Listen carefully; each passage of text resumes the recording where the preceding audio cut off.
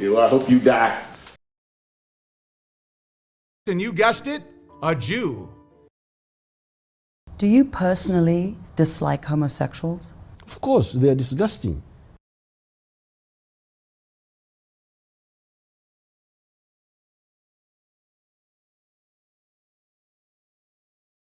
You little bastard, you attacked my stepson?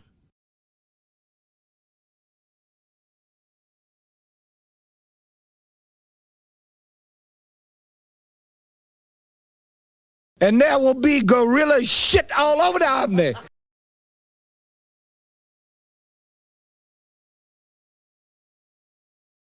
Wow. The Almighty says, don't change the subject, just answer the fucking question.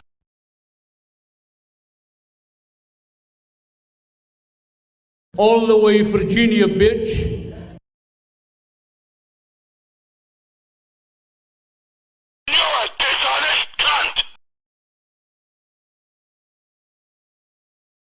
God-awful bunch of malcontents. I hope you all kill each other.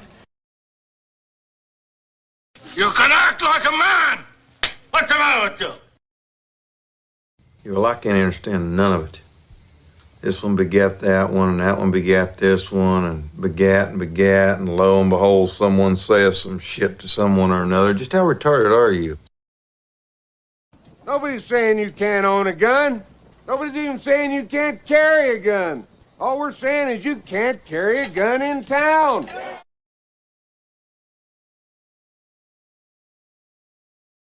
Rest now, brother. We have the watch, and I'll see you in Valhalla. In certain extreme situations, the law is inadequate. In order to shame its inadequacy, it is necessary to act outside the law, to pursue natural justice. This is not vengeance. Revenge is not a valid motive, it's an emotional response. No, not vengeance. Punishment. Tonight we have a chance to say, yeah, you're right. We're too extreme. We're too wild. We're too out of control. We're too full of our own shit. Or we have a chance to say, hey, fuck you, you're wrong. Fuck you, we're right. Because you have all made it to the dance. Because believe me, this is the dance. Start the show.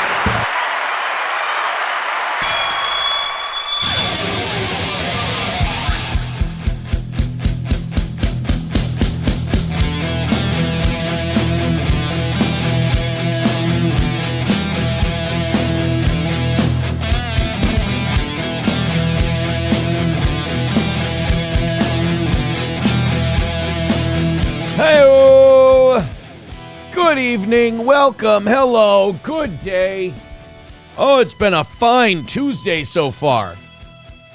It's gonna get nasty out here, though. One more time, there's always that one last snowstorm right around Easter in Minnesota.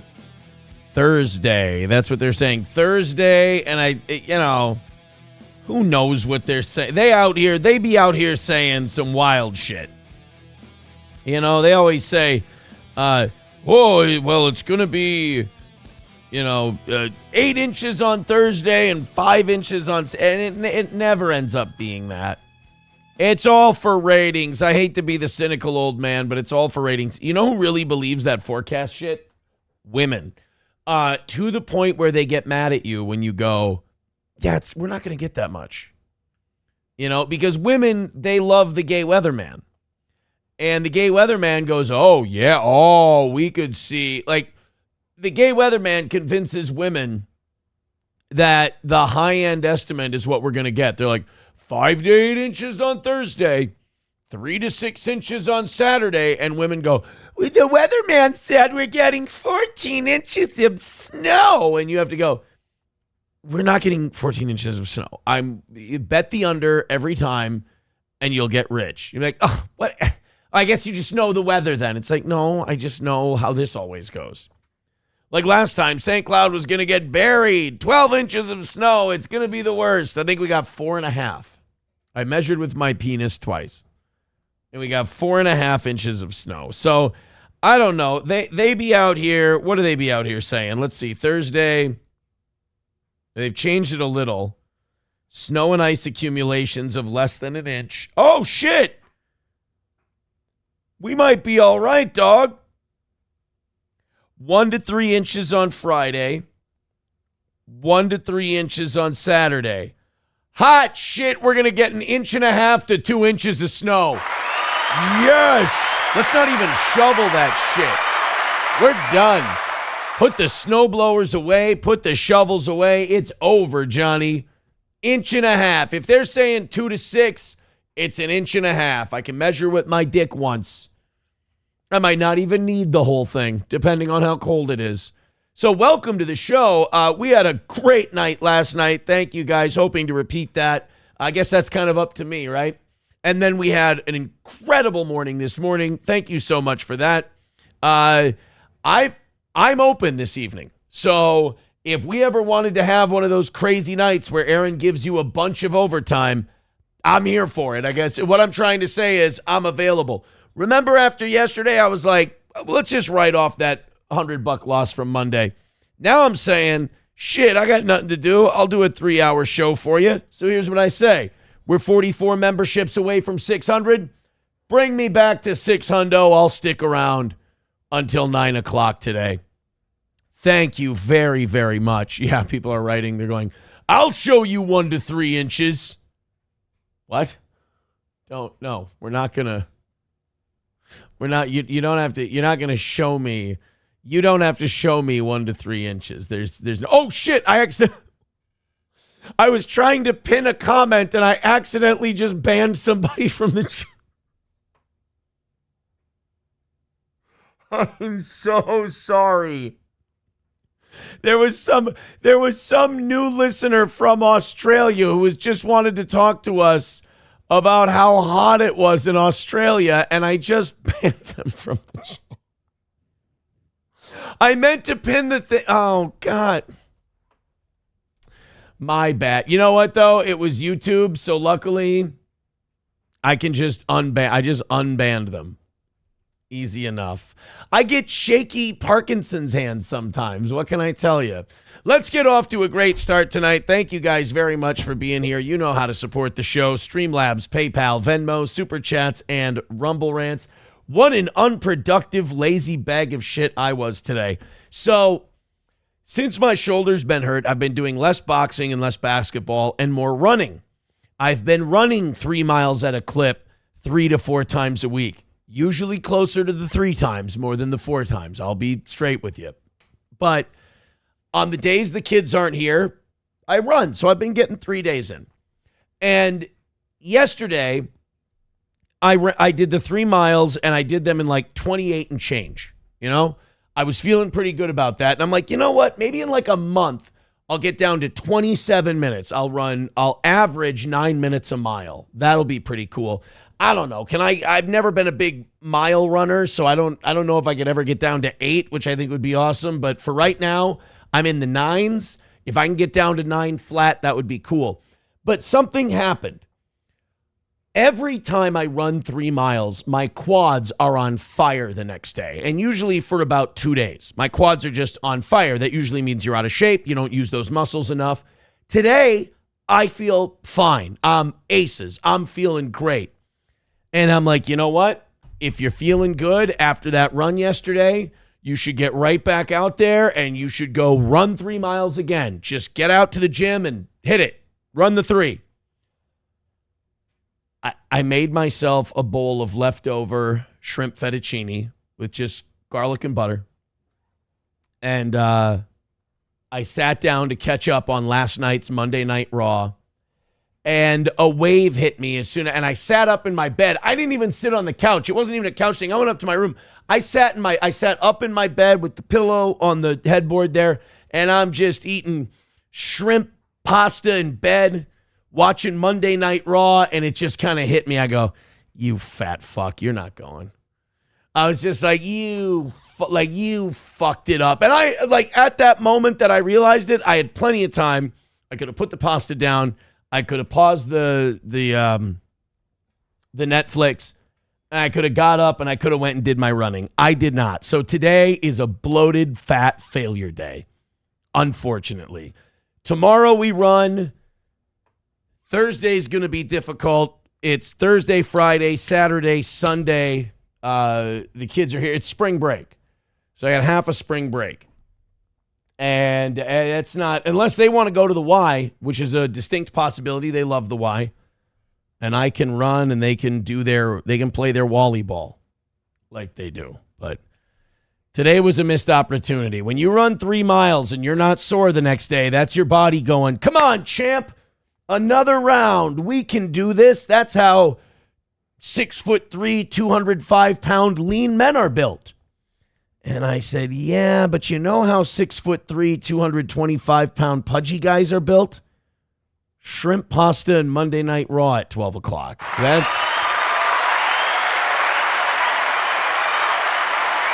This is how we do it. Who's starting us off tonight? Silver Wolf starting us off with $1. Says, Aaron, quick trip update. They have a cane sauce now, and it's awesome. I have Aldi now has a Chick-fil-A sauce knockoff, and I buy that. I like it. It's good. Sane Caesar says, ask Obafemi how he gains mass, Aaron. That's not fair. He's Nigerian. Those people are bred like, you know what? It's not, maybe we don't get into that tonight. What do you say? We got a lot to talk about. Maybe we don't get into that this evening. People are saying, it's okay. I do it all the time. Yeah, it's like you know how some people are like, I can't figure it out. I don't know why I don't lose weight. You know why I don't believe those people? Do you know why I call bullshit every time I hear someone say, I just can't lose weight. I can't lose weight. Because I'm not losing weight, and I know exactly why. If you're completely on, I'm actually worse than those people who get fatter and fatter and fatter and fatter. I get to a comfortable, not obese level, and I just sit there. Or I'll make progress, and then I'll go, let's eat shit. Those people really, honest to God, believe there's nothing they can do, and they're trying really hard. Now, they're not. They're fucking up. They're eating the wrong shit. They're probably doused in sugar. They're not exercising very much at all. Going to the gym in and of itself is not exercising. You have to do shit. You have to get your heart rate into the fat burning zone. Get that heart rate to about 160 for a good half hour. There you go. But me, I sit there and I go, you know what? I feel great. I should go to the gym. I think I'm going to be a fat piece of shit and veg out instead. And so when people go, why can't you get under 220 or anything like that? I'm like, I know exactly why. I eat like a bag of shit and I work out just enough to keep myself right here. That's my issue. You won't hear me make any excuses. It's not too difficult. It's not, I can't pull it off. It's not, there's too much pressure. It's laziness and doing just enough. All right, guys, we got to start with something tonight that, look, you're going to be mad at me. And I know I'm taking a risk, and I know I shouldn't bring this up because the person I'm about to bring up is two things. Number one, they're beloved, especially amongst millennials. We love this person. And two, they're very, very elderly. Now, anyone who's been following this show for a few years knows that since about 2015, 2016, we have this terrible habit of mentioning someone, talking about them on the show for an extended period of time, and then within 48 to 72 hours, they're dead. We've done it to Luke Perry, Matthew Perry. Who did we do it to? Chuck Norris. We murdered Chuck Norris. If the authorities are watching, I murdered Chuck Norris. We've done it to countless others. With that in mind, I would like to bring this up But at the same time, I'm only bringing it up to say, happy birthday. I'm a big fan. Oh, yeah, the Back to the Future bartender. I just killed him, too. We killed the Back to the Future bartender. I forgot about that. I killed Hulk Hogan. I was down in Clearwater Beach. I was posing with the belt. I bought my new Hulk Hogan shirt. I posed with the wax statues, and he fucking died. I killed my idol. I killed my hero. I murdered Hulk Hogan. So now people are saying, some are saying, that, Aaron, why don't you just not bring it up? Why don't you just not say anything? Because I can't, because I'm a big fan and I love him and I think you guys love him too. And let's be honest, he's 99 years old. What the fuck are you going to do? Happy birthday, William Daniels, a.k.a. Mr. Feeney.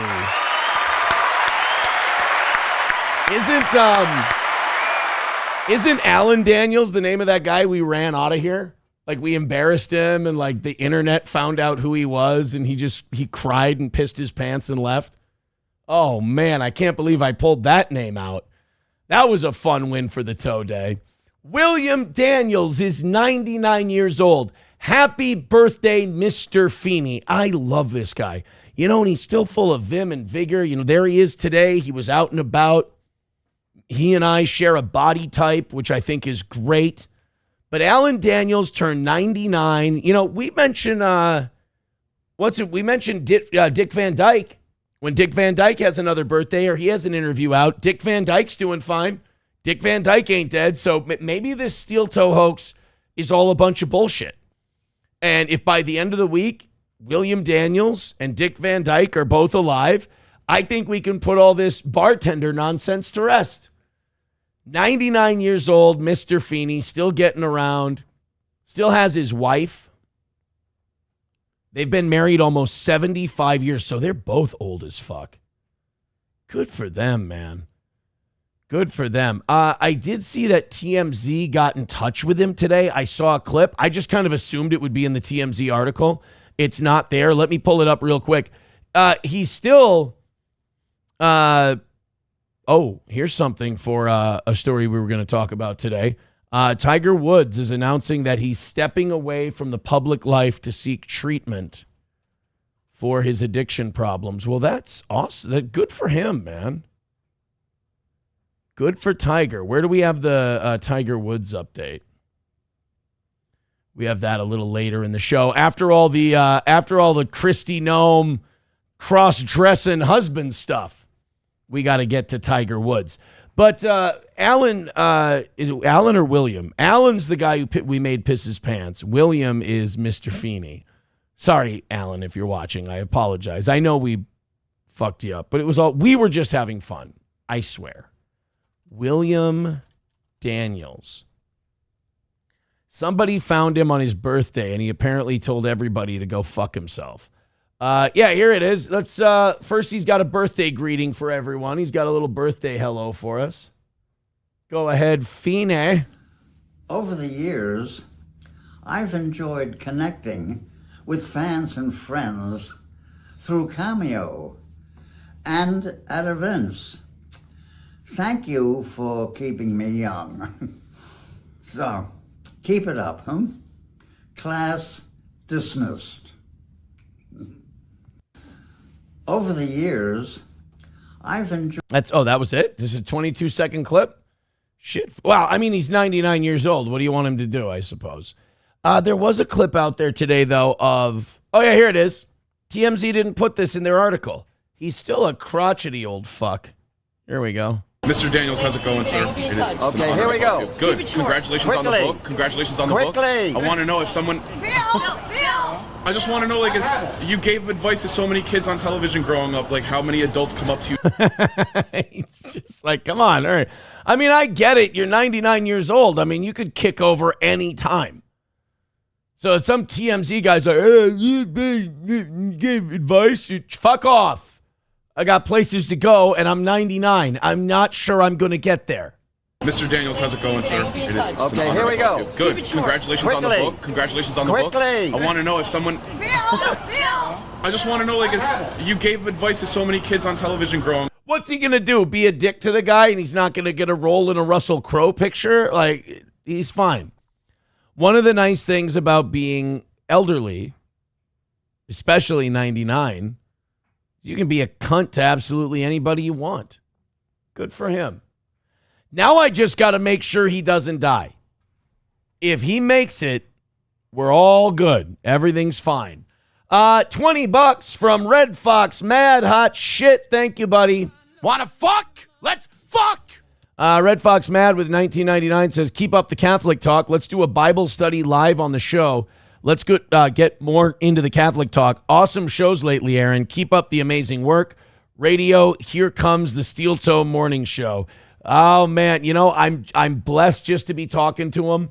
I'm blessed just to be trying to work things out. But look, I've got a very recent history, and we've got to coax them into being comfortable with that. So let's not start sucking each other's dicks quite yet, gentlemen. But the comeback will, let's put it this way, the comeback is a matter of when, not if.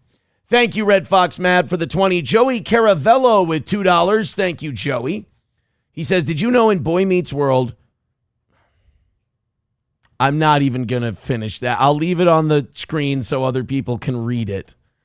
But I am not going to dignify that with a response. How dare you? It's Mr. Feeney, Joey Caravello. There, you got your $2 worth of that being on the screen, but that is not true. That is an absolute lie. Damn you. Trinidad Slayer says he played John Adams in the 1776 musical.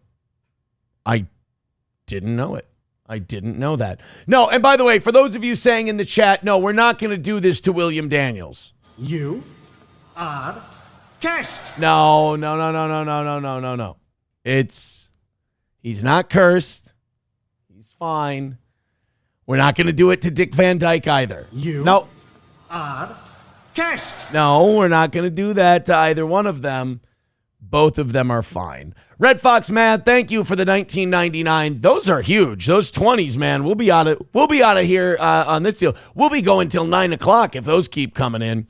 Thank you to Fuck You Dude with $5. He simply says, savory. You guys are off to another incredible start. How about a golden shower? We almost had one this morning. A few more gifted memberships or $5 drops. Awesome. Ryan the Garbage Man texting in says, Mr. Feeney is 99. I didn't know he was sick. He's fine. He's going to be fine. There's no reason to think anything bad is going to happen to him. So we had an interesting morning. I don't know if you listened to it yet. I might clip it out for tomorrow, but I'm guessing that Alyssa and Stalin have already beaten me to it. It's a weird thing with people you like who clip your show, or even people you don't hate who clip your show. I know people bitch about clippers, but clippers get the word out about your program. And a lot of them clip shit that I don't want my show to be defined by, because I feel like the show's above it. And we just kind of dive into the mud once in a while and come back out to cover some of this like Gawker slowdown shit. So like,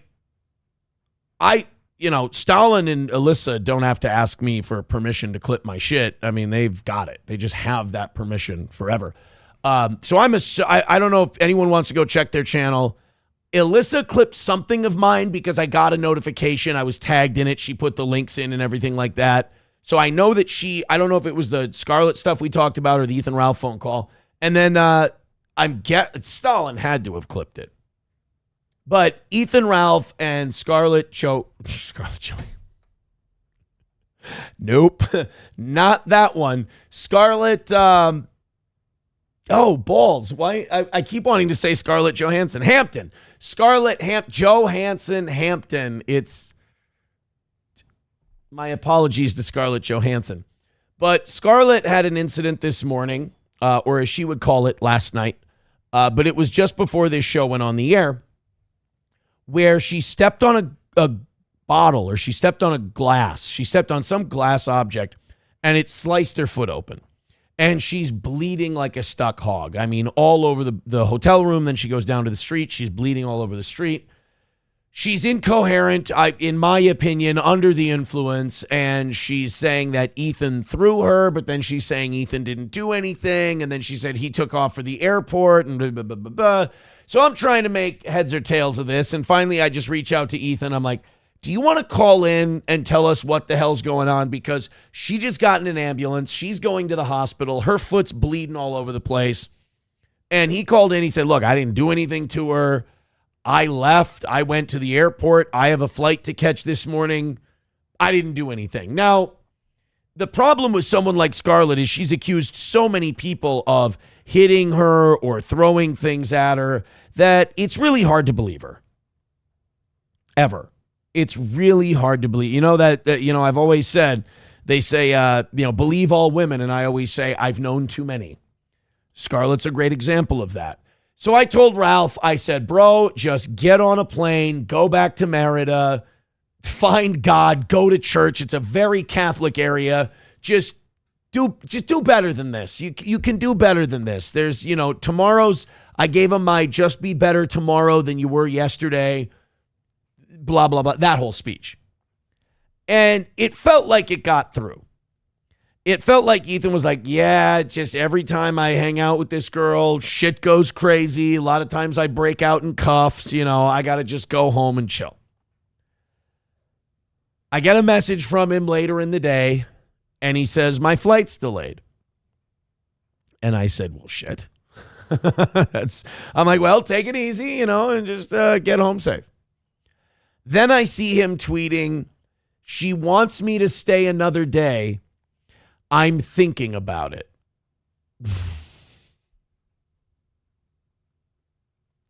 And then he tweets a little while later, I'm going back. I can't help it.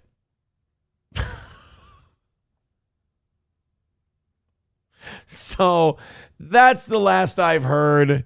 That those two crazy kids are apparently still in Chicago together. I don't know. I haven't heard the latest, but I tweeted to Ralph, and I tweeted him a thing. What did I send to Ralph? It was something Jesus related. It was meant to be funny. I don't know if it was funny. But oh shit, I missed a story that I was supposed to grab for today. Good thing I'm going back through my tweets. Oh, yeah, the soccer coach who fucked a student. Yeah, we got that one, too. Oh, my God, I'm missing all kinds of things today. Look at that. Who preps this freaking show anyway? So it must have been a reply that I wrote to Ralph. I'm pretty sure it was something Jesus. Yeah, there it is. I just wrote to him. So Ralph wrote, I'm going back to her because I'm insane. That's what it was. So I just wrote back to him. I said, bruh, you know what I'm going to say. And it's just a gif of Jesus saying, all right, that's enough. Give me your phone. And honestly, best of luck to everyone. Best of luck to everyone. My lost interest, I don't think that's a direct quote from Jesus Christ. He says, that pussy is powerful. Hooters girl says, how much for you not to talk religion? I mean, I wasn't planning on it, but I certainly will unless you gift 5 memberships. If someone says, how much for you to not talk religion, you don't tell them, I really wasn't planning. You just go, 5 memberships. 5 memberships, and I promise you, if you gift 5 memberships, I won't talk religion today. Fuck you, dude, with $5. Thank you for that 5. Says Kristi Noem will let you burst inside if you show her your citizenship proof. We'll talk about that later. She made some illegal mad by deporting him or deporting her family or his family. And he blamed Kristi Noem about it. And so then he's the one who leaked that her husband is a cross-dresser. Like a cross-dressing, I don't want to say prostitute, but like a cross-dressing services provider. I don't know.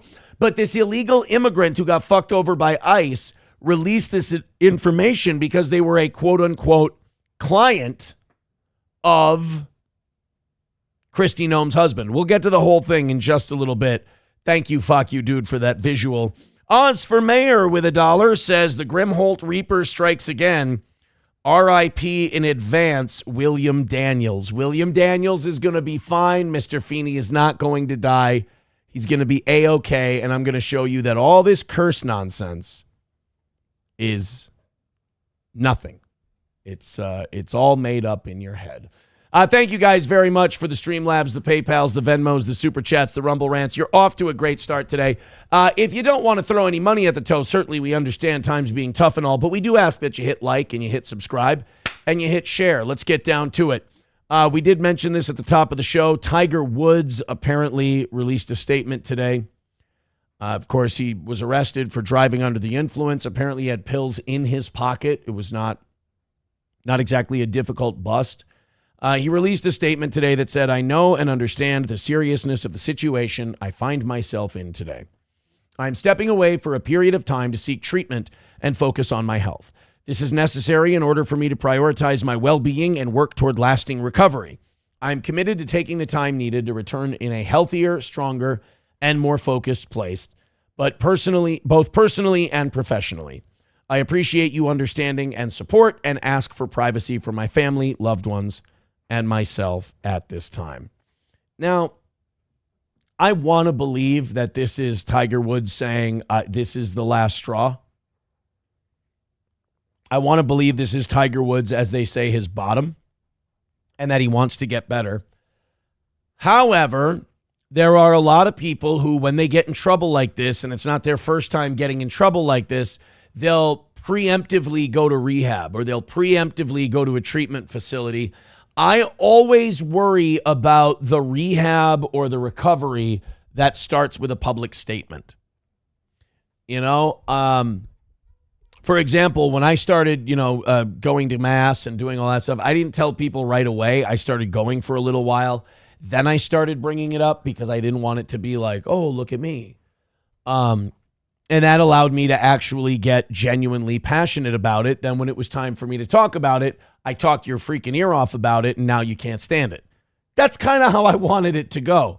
So anytime you hit send on your public statement before you spend a day in a recovery program, I wonder. But since the guy's got kids, since the guy's got a family, I'm going to go ahead and play the role of the sucker and say I believe him. I believe it's genuine. I believe Tiger wants to get better, and I'm really crossing my fingers, and I hope that he does. Will he? I mean, if he doesn't, he might actually kill someone at some point. I mean, he's driving around geeked on pills. I mean, it's only a matter of time. He almost killed the guy he got busted hitting. The guy was trying to pull a trailer in, and he sees Tiger Woods zonked on pills just flying down the road, and he tries to get out of the way, and Tiger ends up clipping the corner of his trailer. I mean, that could have went way, way worse. But he's had an issue for a long time. Maybe this is rock bottom for him. If you smell, no. But it's convenient that it comes right after he gets in trouble and right when he's about to face another lengthy, process that could land him in jail. And again, a lot of people end up making the statement and going to the treatment because they think it'll look good for court.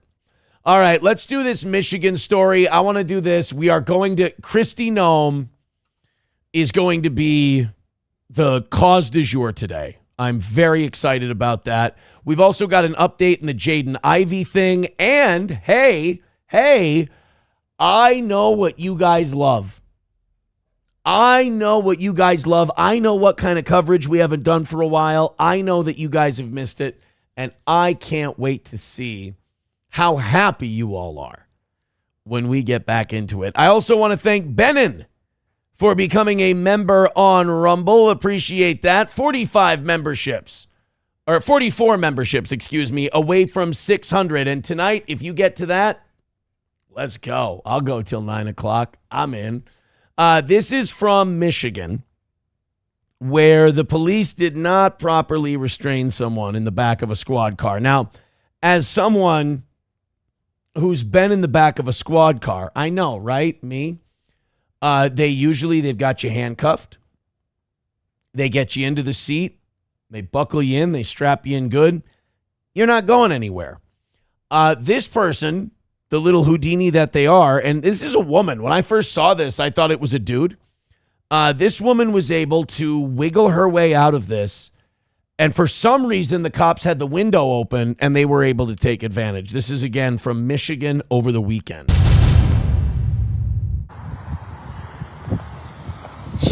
Listen, look. I thought this was like a hippie dude at first. But it's a lady. Like, what are they doing? How do you not see your detainee leaning halfway out the window? This is malfeasance on a grand level. First of all, the fact that you left the window open. Second of all, how did you not strap her in? And third of all, you don't see her trying to get out of the window it's been a solid 10 seconds so far that she's been trying to crawl out of here. Don't tell him nothing. Don't say Sir, no offense. That is the death knell for your entire community. What we just saw, we may be watching a woman try to escape from a police vehicle. We're also seeing why the inner city black community is in the shape it's in. Because when they see a dangerous criminal escaping, they go, shh, no, we ain't gonna say shit. Really? Let's do a test. If she's escaping from the cop car, are you going to say anything? No, I ain't going to say anything. You going to invite her into your house when you go lay down for a nap and expect all of your shit to be there when you wake up? Yeah, then maybe you should say something. Damn. Oh my God, this is live.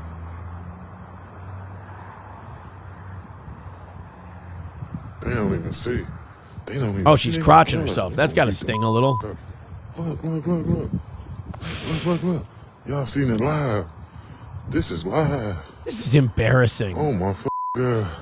It's even more embarrassing if the police are in any kind of food place. Like if they're in there at a sub shop just stuffing their faces and this person's just tra-la-la, right? They ran for dramatic effect, but they didn't have to run. You could have gently strolled away from that situation. They were out to lunch, maybe literally. Oh, they're tossing the car. So as they're searching the truck, nobody's got their eyes on the suspect. All right, here's what we're going to do. We're going to put her in handcuffs. We're just going to throw her in the back seat. We ain't going to strap her in. I'm going to leave the window cracked for her. I don't want to be a dick.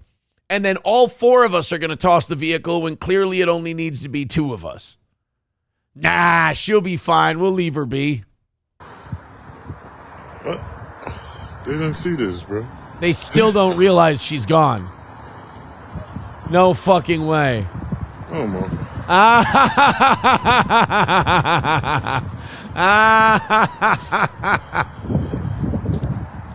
Oh, my God. And now they're going to spend a while talking to each other about it. Like, oh, that, by the way, look at that. Glasses busted out. That is definitely a place where you're going to find somebody doing drugs or something nefarious or rats or all three.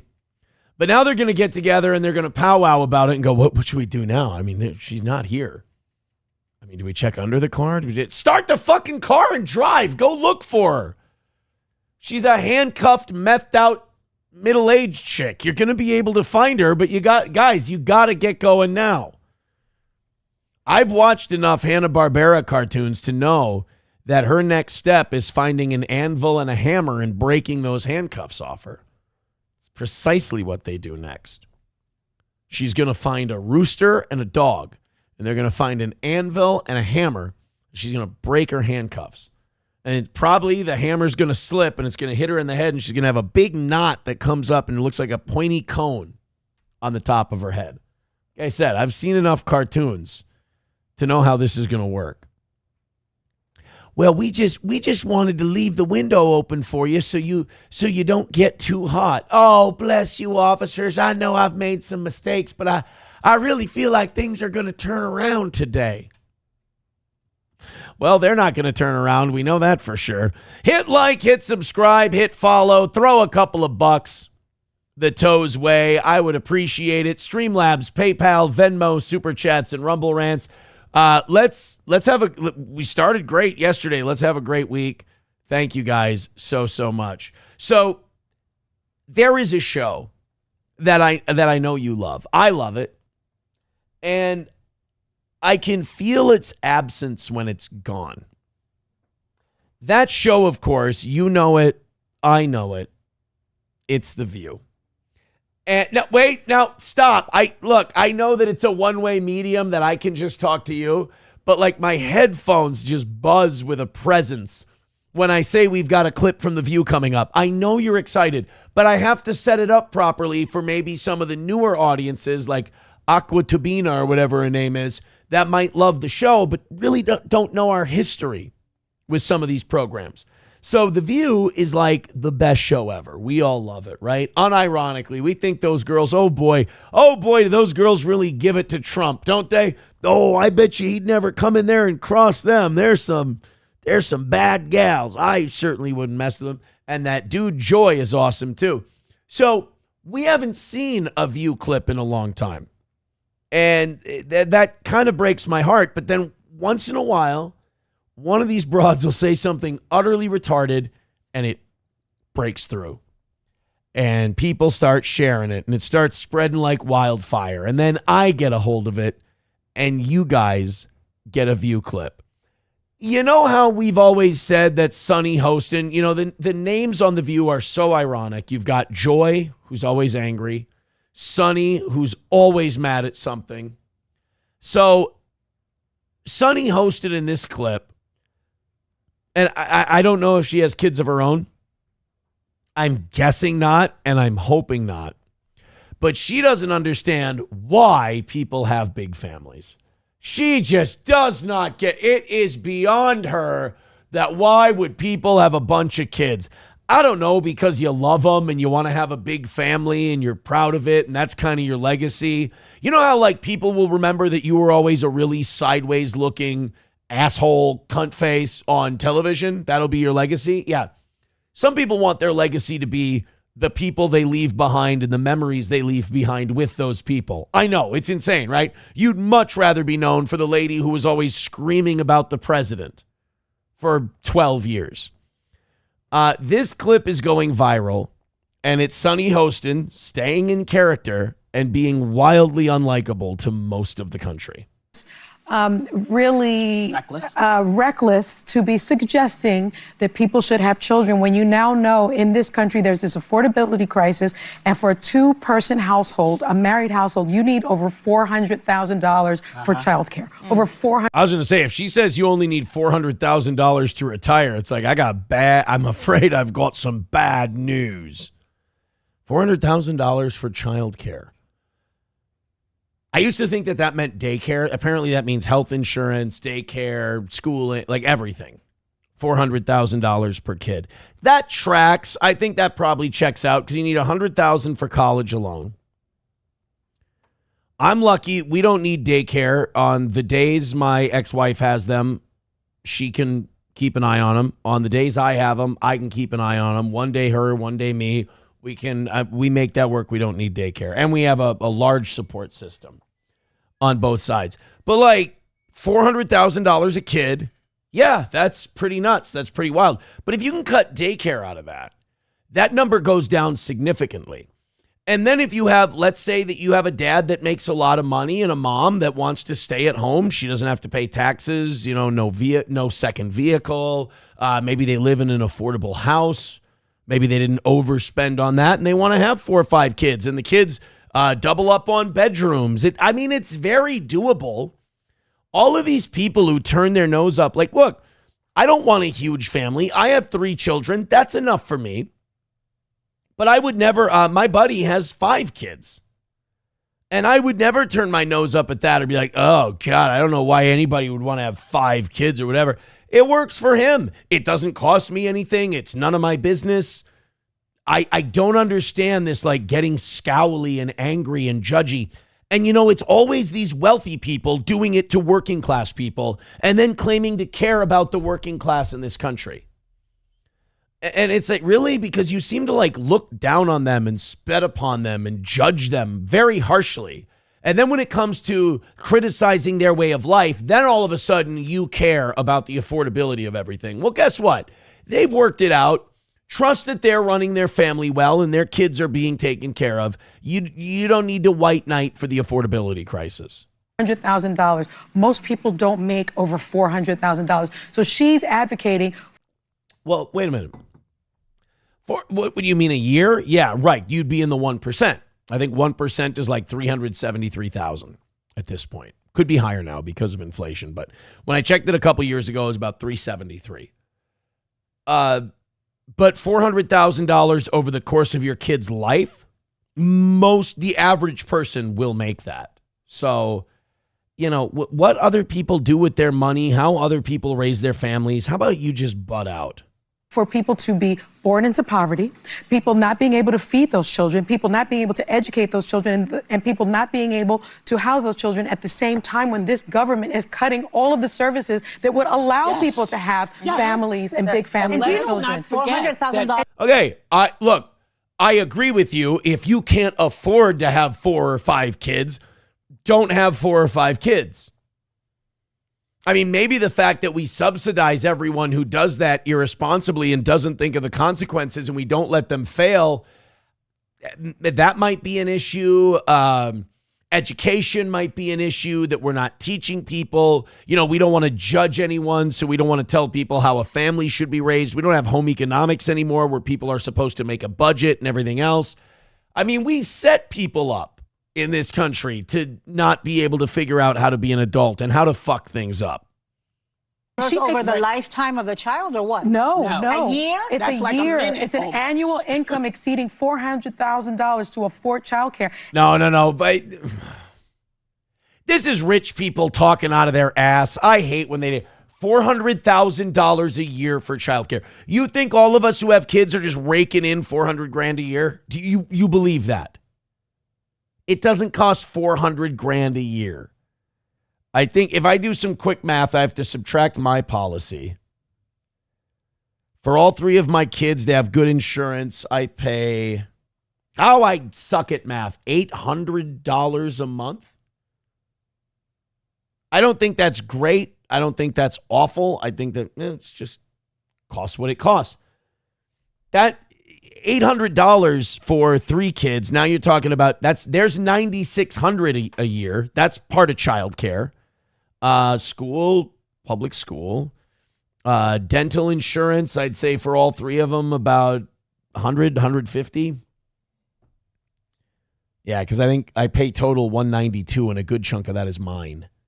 So $150, $100. What's groceries? I mean, I'm going to eat too, so I'm going grocery shopping anyway. I don't know where you're getting this $400,000 a year figure from. What are these kids eating? And I want to add that it's all over the country, according to Lending Tree analysis. And finally, this is just these are bullshit statistics she's listing off. This is not about she's worried about people having too many kids. She's not worried about. This is East Coast elitism trying to look down on middle America who want to have big families. Dude, I'm noticing it more and more. I think definitely since I've been paying attention to Catholicism and going to mass and everything. Sorry, Hooters girl, those 5 memberships didn't come in, so here I go. There is an organized attack on Christians because Christians have a message that I think if people gravitate towards it, there's less conflict. People are more peaceful. People aren't as angry and bitter all the time. They aren't as anxious. They aren't as stressed. And I think our system wants us that way.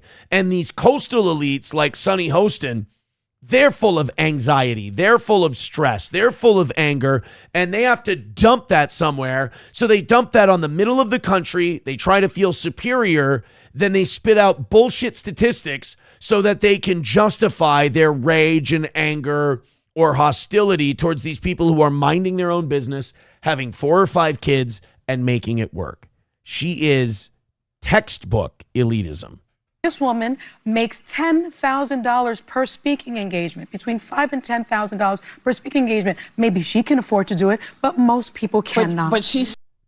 But you just said she makes $5,000 to $10,000 per speaking engagement. So what do you give a shit if she has 4 or 5 kids? Why are you bitching about this? Why are you upset about this? The woman is literally the person you're talking about. How do people afford it? How do people afford it? She works her ass off and she has a big family. This is just an attack that's being done on behalf of wealthy elites. It just feels that way. Otherwise, like I said, why do you care? But listen to what she's encouraging. She's saying don't have any thought about what you're doing. Yes, be thoughtful before you have a kid. Correct. You should be thoughtful before you have a kid. That's And perhaps, Isabel, you want to talk to some of those red states about some of their laws about women, because they're not really encouraging women to do anything except flee from them. Is she talking about abortion? Is that what she's trying to say? You should talk to some of these red states that have banned abortion. What encourages having a family more than not aborting the baby you get pregnant with? These people are unhinged. And you know, it's really a shame because we need another side right now. Trump has lied about everything. Trump has broken his promises.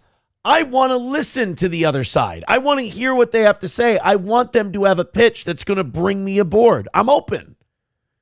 And then you just get harpies yelling about people wanting to have more children and then turning it into political attacks of like, oh, your laws aren't friendly to abortion. Well, yeah, those are probably the states where they want people to have big families. It's a bizarre show. It's why The View is one of my favorite shows. It's bizarre. It's unhinged, and they have no idea that it is. Like, I know I'm nuts. I know I go on rants, and half the time I end them, and I go, where am I? And why am I wearing shorts with no underwear? This is weird. This is incredibly antisocial behavior. And then I remember, oh yeah, I'm doing a show. But these people have the confidence of God with what they're saying, and it's all babbling nonsense. All of it. Every word. So there they are, guys. They're back. The View in all their glory. Somebody said that The View is rage bait for conservatives. I don't know, because I don't know if I identify myself as conservative, but do they rage bait me? Oh, yeah. 100%. Absolutely. All right, guys. Hit like, hit subscribe, hit follow. Let's get some memberships in there. Let's gift some. Let's do some PayPal, Streamlabs, Venmo, Super Chats, and Rumble Rants. Whoa! Not even an hour into the show, 257 people checking out the evening show. You know, once we're over 250, we're happy, but what we really like is getting to 300 during the evening. So keep it up. Thank you very much. Hit like, hit subscribe, hit follow, and more importantly, keep us nice and well-funded on the program. Especially, I'm liking that we're 44 memberships from 600. I want to get back to that 600. And I think today is our last day of no expirations. I think tomorrow morning, the expirations for the month are going to begin. So please and thank you. Let's do it. Streamlabs, PayPal, Venmo, Super Chats, and Rumble Rants. So we talked about now former Bulls player Jayden Ivey on yesterday's show. And Jaden Ivey said that he didn't approve of the NBA having acknowledging LGBTQ month in June, I believe it is. He said it was not righteous. He's a very religious guy. He doesn't want to be involved in promoting what he believes is sinful behavior. Now, I believe that you should be able to say those words. He wasn't attacking a specific homosexual. He was just stating his beliefs. He wasn't doing it to a media camera or anything else. He was doing it to his phone, broadcasting it to his fans. The Bulls cut him for it. They released him from his contract. And he's a guy who plays 14 minutes a game, scores almost 9 points a game. That's a really solid contribution off the bench. And I think like 4 or 5 rebounds too. So he's a good player. But they cut him for wrongthink. And it's really troubling to me because the guy said it in a way that could not be more innocent. It could not be more, he's owning it. He's saying this is just the way I believe. Nobody else has to. And they fired him. They cut him. Now, a couple of athletes have come to his defense. Other people, and this is spread to other sports now, Patriots coach Mike Vrabel, people are criticizing him for it. And again, during Holy Week, it just feels like an attempt to try and put Christians in check. Don't get too high in my, don't be too open about what you believe. Meanwhile, if you tuck your sack back and dress like a woman, you can dance around in a fucking elementary school library. And if we say anything bad about that, then we're transphobic and we're going to get Jaden Ivey. What I'm saying is the Overton window is too narrow and it's slanted too far to one side. Because if you can prance around and you can read books to kids and you look like a freak, then Jaden Ivey should be able to say, I don't think that's righteous. I don't support it, without fearing losing his job. But yet, here we are. Now, worse than that, Jaden Ivey has been updating people on his situation, and he says his wife and family won't talk to him now. This has just gotten so sad. And even if I wasn't a Catholic, and even if I didn't think that what Jaden Ivey said is not offensive and it's totally fine to have his opinion, I think I would still be on his side, just because when someone's getting treated this shitty for something that is not befitting of the punishment he's received, I just feel like I have to get his back. I feel like I have to defend him. So here's the latest from Jaden Ivey. Then we'll go to Mike Vrabel, who's the head coach of the Super Bowl runner-up New England Patriots. He kind of threw Jaden Ivey and then a player of his under the bus. So a New England Patriots player stepped up and spoke out on behalf of Jaden Ivey, and now they want him cut from the New England Patriots. Let's check this out. Those who are around me, those are my family members betraying because of what I spoke. The truth. Saying that I'm losing my mind. Saying that I'm crazy. These are my own family members. My blood. Man, he's psycho. He's this, he's that. Now, if he would have went out and, did like a Mel Gibson.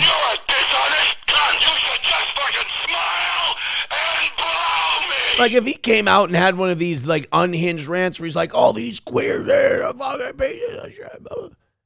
he didn't do that. He calmly in his car said, I don't think it's righteous and I don't think the league should be promoting it. He wasn't saying it shouldn't. He wasn't saying it shouldn't exist. He wasn't saying you can't have a Pride Month. He wasn't saying, you're not allowed to be gay. All he said was, I don't think it's righteous and I don't think the NBA should be promoting it.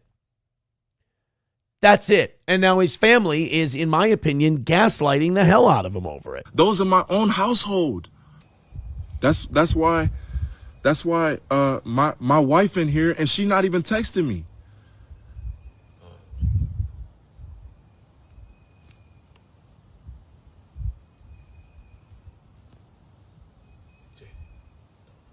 Oh, did you hear that? I'm going to turn that up. Somebody interrupted him and said, like, Jaden, don't say that. So one of his managers or handlers is trying to tell him, like, hey, man, turn off the phone. Let's stop doing damage. Maybe we can get another contract when this all blows over.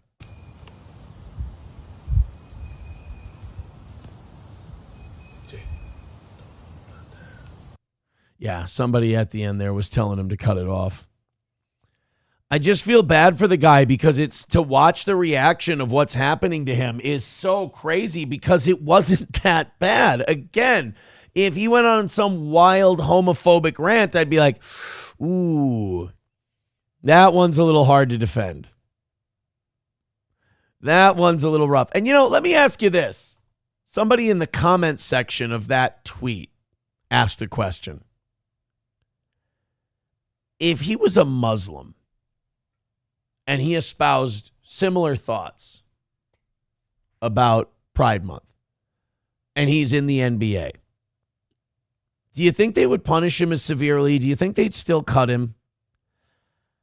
Because the person who left the comment said, no, they wouldn't do it. They wouldn't fire him. I think they still might, but I definitely doubt it more than I doubt it if it was, than with this Jayden Ivey thing. Oh boy. I just went to search. I just went to open up the next story that we've got, and I saw this tweet from Ethan Rao. Oh, shit. Oh, buddy. Live from Chicago, Illinois, 23 minutes ago. Well, all I can say is stay out of jail, buddy. That's all. Don't keep your head on a swivel. Keep yourself out of jail. I'm just going to assume that he knows what he's doing. So I'm being told that Mike Vrabel's address was meant to support his player. So this Travion Henderson defended Jaden Ivey after he was fired by the Bulls. All Henderson did was he posted a supportive Bible verse on Monday in response to a video of Ivey comparing the NBA's Pride initiatives to celebrating unrighteousness. Jets cornerback Azare Thomas also posted in support of Ivey. We were talking about I think Johnny and I were talking about this on the morning show. And we said, how many of his fellow NBA players totally agree with him? I would say if you look at the demographics of the NBA, I'd say a lot of them either agree with him or have no problem with him saying that. And it's nice to see that a few athletes are sticking up for him. I mean, it may be in the NFL, but a few guys are sticking up for him. So Travion Henderson posts a Bible verse to support Jaden Ivey, and all of a sudden the coach of the Patriots, Mike Vrabel, is now getting the media trying to stir some shit up. Like, are they trying to get Travion Henderson fired? What's the deal? And Mike Vrabel had this to say.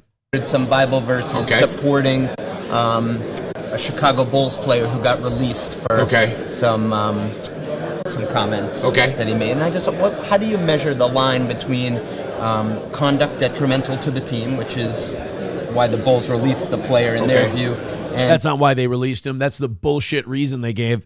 They released him because they thought that the very soft progressive leanings of the NBA, when you got coaches like Steve Kerr, just basically laying down and prostrating himself on the table of white guilt every day, and Greg Popovich menopausing about God knows what today. They said conduct detrimental to the team, but in reality, it was a sacrifice to the gods of political correctness. And this reporter is a total twat because you can tell he's trying to start some shit just by the way he's phrasing it. Allowing a 23-year-old to, express his personal beliefs. I think there is a fine line. I want to tell you, I love Travion. I love the person. He cares deeply about our team. He cares deeply about his faith. He cares deeply about his family, his wife, the people in our building. And so I want them to be able to express what they believe in their heart and in their mind, but also want to make sure that they're educated. And we want to be inclusive. Everything we want to do wants to provide an environment for people to, one, feel comfortable, but also to share their personal beliefs. And then also we represent the team and then we represent the organization. That kind of sounds like he's trying to make it clear that he's not going to throw his own guy under the bus. He supports his players, all that shit. But it also sounds like a guy who's very aware. Mike Vrabel was a player for years and years. This sounds like a guy who's very aware that he could now step in the shit that's being slung around if he trips up and says the wrong thing. And that's kind of the tragedy of all this. Grown men who now have to watch it like they're a little kid in school. A grown man can't speak his mind on what he thinks about something without first going, Am I going to get a phone call from another grown-up telling me that I've misbehaved? Could I possibly lose an endorsement? Could I lose a job? Because we're babies and we're used to having things our way. And if we hear one thing that even mildly contradicts that, and we have any kind of power, we use that power to excoriate, denigrate, and isolate the person who said it. I hope Jaden, I've been thinking about this a couple of times throughout the last couple of days. I hope Jaden Ivey lands another gig. I don't think he's going to. I don't think a team's going to touch him. He'll have to go play overseas somewhere if he wants to play. And that's really unfortunate because it shouldn't be that way. All right, we got to say a couple of thank yous here before we move on to the Kristi Noem stuff. Thank you very, very much. We've got $2 from Unnerving Brain. I almost called him Unnerving Brian. $2 from him. Thank you for the $2. Says, get ready to learn Chinese, Mr. Ivey. Bingo. Yep. He's going to, like I said, he's going to have to go overseas. Dan Vicious with $2. Thank you very much, Vicious. Says, Coward said something about him having a history of being disruptive, but I haven't seen anything about that. It doesn't surprise me that Colin Coward is trying to find a way to suck the NBA's dick on this and make it okay. All those guys in the major mainstream sports media, I'm not saying they're all liberal, but none of those guys would go out on a limb to defend a player's right to free speech, unless they were saying something that was socially acceptable according to the league. Colin Coward is not a truth teller or a trailblazer or a guy who puts himself out there, to get in trouble. He's a guy who gives kind of like aggressive sports level opinions. But you're never going to see Colin Coward in trouble for like pushing it too far socially. $1 from Unnerving Brain again. Thank you for the dollar. And thank you to everybody contributing to the program. I think we can notch ourselves a win tonight. Just throw a couple of bucks at us. Streamlabs, PayPal, Venmo, Super Chats, and Rumble Rants. I appreciate it. Unnerving Brain with $1 says, Ethan Ralph, habitually stuck on stupid. The wedding is still on. Yeah, it looks like it is. Ethan is back with Scarlett. They're driving around Chicago, and it's kind of weird. First of all of the canceled flights and all of the delayed flights and the plane flights not taken. I mean, who's paying for all this? I mean, that is not cheap. An international flight being canceled all the time. I mean, I think Ethan Ralph has missed more flights than he's made in these 2 trips that he's taken. So who's paying for all this? I know he does the kill stream, but like she doesn't do adult films anymore. What's she doing for money? That they can just go, what, flight? It doesn't matter if we don't make it. We'll just catch. I mean, honestly, Scarlett and Ralph treat flights like they're bus trips. They're just like, oh, bus? Yeah, there'll be another one coming by in a second. We'll be good. It's kind of crazy where your bar for success is that they went to bed before 6 a.m. and nobody got arrested or went to the hospital or had a domestic live on stream. That's how I judge whether or not those two had a successful night. Did they survive? Did they sleep? Did anyone get arrested? Did anyone live stream a domestic incident? If the answer to all of those questions is, nobody did any harm, that's a successful night. What are the odds that happens today? Well, hopefully everyone's just a little bit hungover and we're too tired to cause trouble. That would be nice. Yeah, I don't know if they're going to get married. If they do, there's kind of 2 ways you can look at it. On one hand, you can look at it from the perspective of, oh my God, this is going to be a disaster, right? On the other hand, you could say, well, maybe these two are perfect for each other because if they're with each other, they can't be with anybody else. Right? I don't know. Let's get to the Kristi Noem stuff. And hopefully when we get to the Kristi Noem stuff, we're going to see a lot of memberships and Streamlabs, PayPal, Venmo, Super Chats, and Rumble Rants come in. And we're going to have ourselves a very successful evening program. Let's get the latest on. So if you don't know about the Kristi Noem situation, obviously she's out as the Secretary of Homeland Security. So she's lost her job in the Trump administration. And now some information leaked and some photos leaked about Kristi Noem's husband apparently is like a cross-dressing fetishist. Like, do you remember that shop teacher in Canada who wore that big fake set of tits?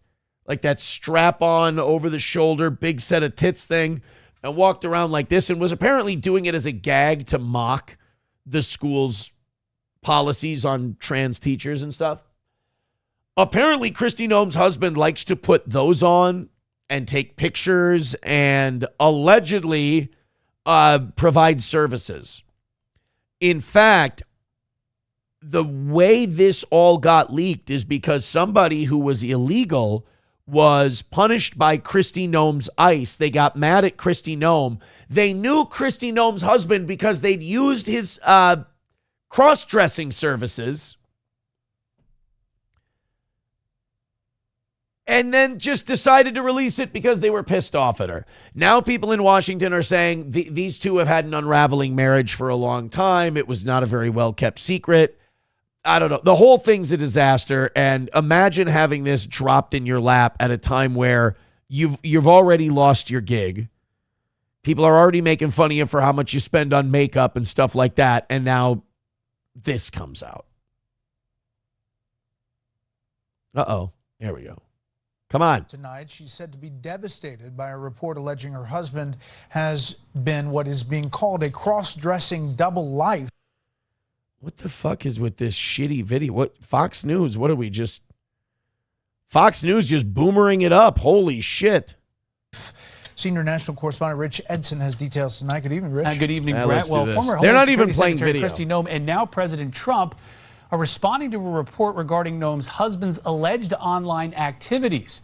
A spokesperson tells the Daily Mail that she's devastated and that, quote, the family was blindsided by this, and they ask for privacy and prayers at the time. President Trump tells the outlet he knew nothing about it, adding, wow, I feel badly for the family if that's the case. I didn't know anything about a guy. He's got a dick. I've met him. Nice guy.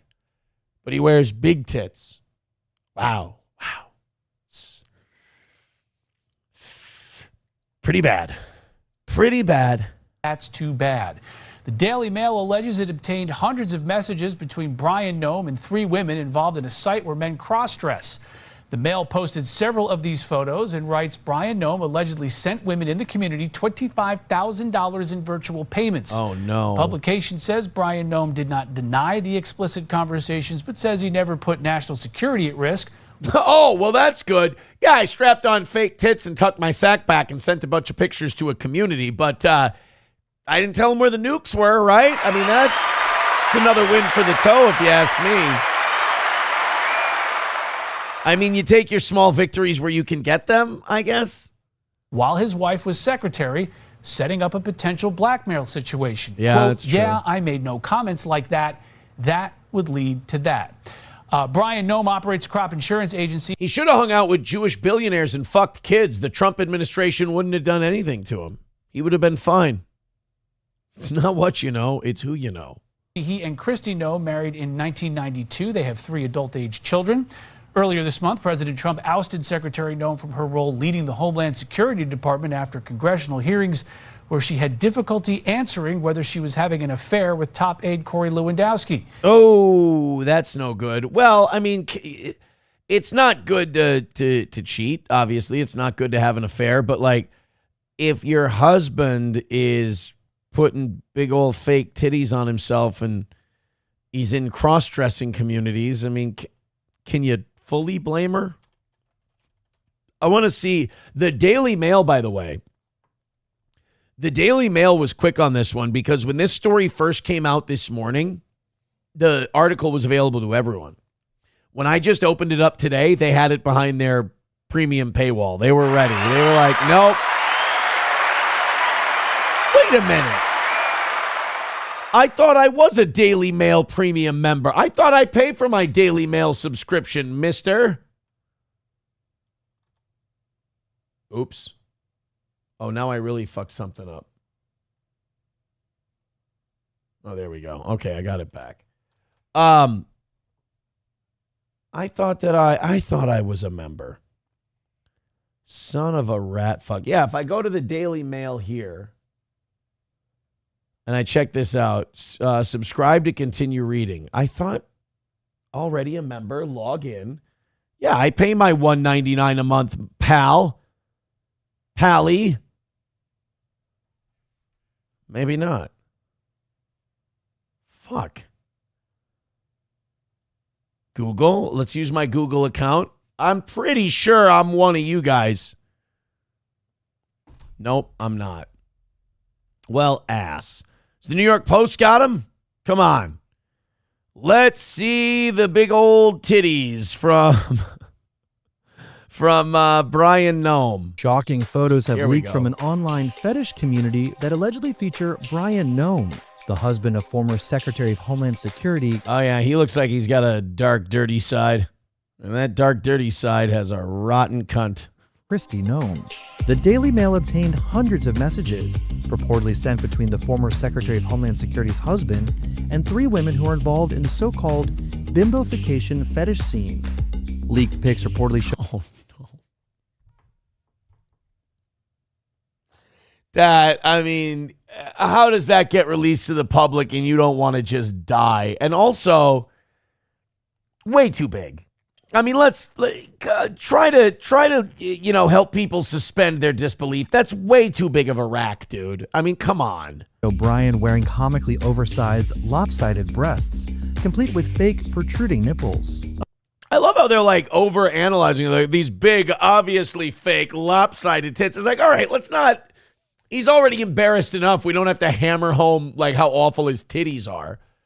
And his nipple, leave his nipples alone, for God's sake. Other pictures show the South Dakota insurance mogul, who has 3 children with Noem, clad in pink hot pants and a skin-tight, flesh-colored crop top, stuffed with enormous balloons made to resemble massive, cockeyed bazoongos.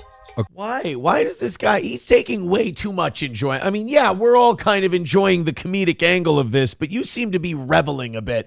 This is like we all started doing an end zone dance, and this guy started doing Billie Jean at the end and like really giving it. And let's say, hey, man, come on, let's act like we've been here before. According to reporting by the Daily Mail, Brian chatted up women from the online fetish scene, in which adult performers augment their breasts with massive amounts of saline to achieve a Barbie doll-like appearance. Representatives of... Fucking, this is why you got to get off the internet and you got to go places. You're going to fall into these communities. It's not safe out there, guys.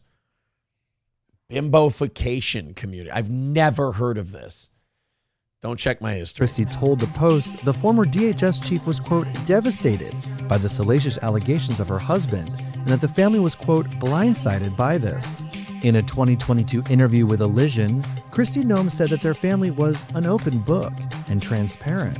The Daily Mail also... Obviously not. We're very open and transparent. Did you know my husband likes to strap on fake titties and send pictures to people in a fetish community? I feel like we would have caught that.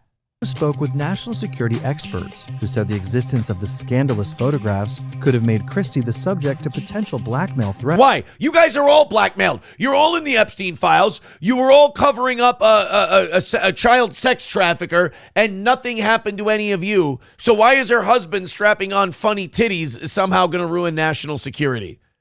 No, sorry, that's hypocrisy. You've got Howard Lutnick in your administration, and you're going to say people are a blackmail threat? No, thanks. Former CIA officer Mark Polymeropoulos told the outlet that the photos could be a, quote, tantalizing lead for a hostile intelligence service. Kristi was ousted from her role at DHS on March 5th after a pair of disastrous congressional hearings, including fumbling a question about whether she was having an affair with top aide Corey Lewandowski. Have you had sexual relations with Corey Lewandowski? Now, the correct answer to this is no, I never have. No qualifiers, no ums, no ahs, no, you can't prove that. Just no, I haven't. Mr. Chairman, I am shocked that we're going down and peddling tabloid garbage in this committee today. Reclaiming and my ma'am, time. one thing that I would tell you is that he is a special government employee who works for the White House. Lewandowski, who is also married, has been by Noem's side at high-profile events, even sitting side by side across from Guyanese President Irfan Ali during a meeting in the South American country earlier in March. President Trump shared surprise about Noem's. Yeah, I mean, does that mean they're fucking all of a sudden? I mean, that's kind of a leap to take. I don't know. Either way, that's got to be fucking humiliating. Oh my God. I think it's more humiliating for Kristi Noem. Like your husband wears big titties and takes pictures and sends it to women online. And like he doesn't even put like a wig on or anything like that. It's just creepy old man face and then big old titties just right with the weird nipples on top and the I don't know. I don't know what you get out of that.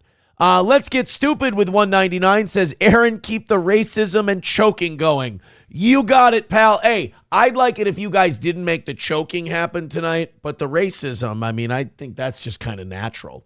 Red Fox Matt, thank you for the 199, buddy. Thanks for being a fan of the show. Red Fox Mad with 499 says, do I hear a foursome wedding with Ethan, his girlfriend, and Aaron and SP? A swingers nudist wedding or a big Catholic church wedding for SP and Aaron? First of all, I would push for the big Catholic church wedding and no on the foursome wedding and no on the swing. I'm retired. I am officially retired. Got in those shoes, wore them, wasn't a perfect fit, so I couldn't sport them. No, thank you. And I would like to tell everyone else who's even thinking about it, massive mistake, and you're going to hate yourself. Thank you very much to Anonymous, OG Anonymous Fake Dono on Venmo. $10, thank you. Says, Mr. Imholt, sir, all the chat heard during the View clip was chickens cackling. Can you please turn on subtitles for the next View clip? Good show so far. Thank you. And not only that, I now know that there's a thank you button on Venmo, so I can just hit this button and say thanks. Try it. Steel Toe Media Inc. on Venmo. Send me $100, and then you get this little pink, or send $5. That's fine too. Thank you, OG Anonymous Fake Dono, for the 10, and thank you everyone else for your contributions as well. Let's go. There we are. Boom. As Keanu would say, bing, bing, bing. Somebody gift 5 memberships. I'm in the mood for a 5 membership drop or start a golden shower. Let's get after it. Streamlabs, PayPal, Venmo, Super Chats, and Rumble Rants. Unnerving Brain with $1. Thank you. Says Ethan Ralph, habitually stuck on stupid. The wedding is still on. Hobo Chili Recipe with $1. Says, what's with the gray streak in your hair? Fat and old, you can't win. I don't have a gray streak in my hair. But good to see you're on the sauce tonight, Hobo. Unnerving Brain with $1 says, Karmic X favorite size. I haven't heard anything about Karmic lately. He must be keeping himself out of trouble. He must be doing well. That makes me happy. I have not heard, what do they say? Hide nor hair of old Karmic X. Chad Buzamok says, if I have to hear about this fucking thank you button one more time, I may just thank you. No, just, hey, Steel Toe Media Inc., all one word, on Venmo. Donate to it. Watch what happens. You're going to see I'm going to hit a button, and then your phone will give you a notification. They'll be like, Steel Toe Media thanked you for your Venmo. It's so much fun. Everybody try it right now. Steel Toe Media Inc. on Venmo. It's a great time. I just found out about it yesterday. He's Karmic X now. No one cares. I care. T. Jeff says, Aaron, you're awfully defensive of this fellow's wall-eyed tatas. I don't. I just know that it's embarrassing that it came out. That's all. Kristi Noem has broken her silence about it, saying that the family feels devastated and blindsided. The family was blindsided by this, and they ask for privacy and prayers at this time. I mean, do you really... I mean, sure, fine, but like, do you need my prayers? I mean, he just strapped on a big set of boobs. It's embarrassing. You're not going to die. Look at the happy couple. Look at how nice they look. Do you know how mad Kristi Noem is that Nancy Mace got elected to Congress? It's like Kristi Noem was like, wait a minute. I was the hot chick in Congress. I was the hot politician in the Republican Party. And now here comes Lauren Boebert jacking a guy off in a theater. And then I got Nancy Mace just waving her tits around and threatening to beat up Jasmine Crockett every time they're together in the House of Representatives. And I'm, here I am getting a little older. And now my husband's sending big, goofy plastic titty pics to women on the internet. What the fuck happened?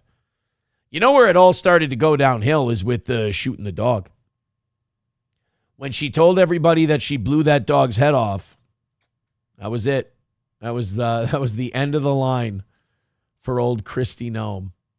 That was the beginning of the end. She'll be fine, right? She gonna recover from this? Can you get another job, or are you always... I mean, the fact that it's her husband kind of helps her. If it was her... Well, actually, if she was sending out, you know what? It's not even worth going down that road. The point is, the fact that it was her husband might help her. Kristi Noem will be working at a Starbucks at a city near you. What's her net worth? Does she need to go get a job? She was in Congress. She should have insider or traded her balls off, right? $5 million bucks? How old is she? If she lives a normal life, Kristi Noem age. She's 54. Yeah, $5 million. Put 3 away. Keep 2. Hold on. I'm going to sneeze. Oh, that was a good one, too. I'm glad I got some warning on that so I could hide it from you. Hit like, hit subscribe, hit follow, and throw a couple of bucks the Toes way. Streamlabs, PayPal, Venmo, Super Chats, and Rumble Rants. Let's have another nice and easy night just like last night was. Or another nice and easy day like this morning was. Thank you. Nevada is it CYCO? Says, can I get a free sample of some steel toe merch, or do I have to act like a black woman? I'd rather just neither. But you know what you can do is you can go on our Streamlabs, streamlabs.com/steel toe show/merch, not merch. That's not going to take you anywhere. And you can buy some of our merch, or you can throw $250 at the toe in a given week, and you get the VIP package, which is all of our merch: the hoodie, the t-shirt, the mug, the what do you call it? The beanie. You get 2 tickets to every live event we do. You get a free piece of merchandise every year. Those are the ways you can do it. And thank you very much. All right, we've got some drama of our own with our politicians here in Minnesota. It's funny because we just talked about this. I was telling you guys about how when the House of Representatives is in session, that you're technically allowed to speed and break the law, and you get away with a lot of stuff if you are, in fact, in session. Well, you can't get away with felonies, I guess. I guess that's kind of if you're speeding, they pull you over, they can't give you a ticket because you can say, I'm going to session. I'm going to the Capitol. You're fine. But if you're fucked up one night and you're driving home, they can still ticket you. If it's 3 a.m, you go, I'm going to session. It doesn't work. And State Representative Elliot Engen found that out the hard way over the weekend. Now, this guy is a state representative, and he's also running for state auditor. I think he might be able to kiss that race goodbye. New tonight, community concern and political attacks following the DWI arrest of a Republican lawmaker. Representative Elliot Engen was arrested. Oh boy, was he gone. We've all seen those. Those eyes are floating. That's like, and by the way, that's drunk right now eyes. Those aren't, I was drunk and I've been sitting in the drunk tank for a while. If it was hangover eyes, that's when they get a little bloodshot, a little droopy. This guy's still got like glassy, floaty eyes, shit-eating grin. That's how you know you're still in the middle of a real good drunk. You get, even when you're being arrested for DUI, you can't wipe that dopey, shit-eating grin off your face. Oh boy, was he hammered. Get that boy some orange juice or something. He's gonna be in a bad way in a few hours. Arrested early this morning during a traffic stop in White Bear Lake. Nearly 12 hours earlier, a photo shows him at a restaurant with drinks on the table after leaving a Capitol hearing early. So what are... Oh man, this poor guy. I mean, what a rough day at work. He goes to the Capitol. He leaves a Capitol hearing early to head to a sports bar to go watch the Twins play the Orioles. I'm going to guess this is what, Saturday or so? And then he's got a full beer in front of him. He's getting some wings or something. And then he drives back home shit-faced.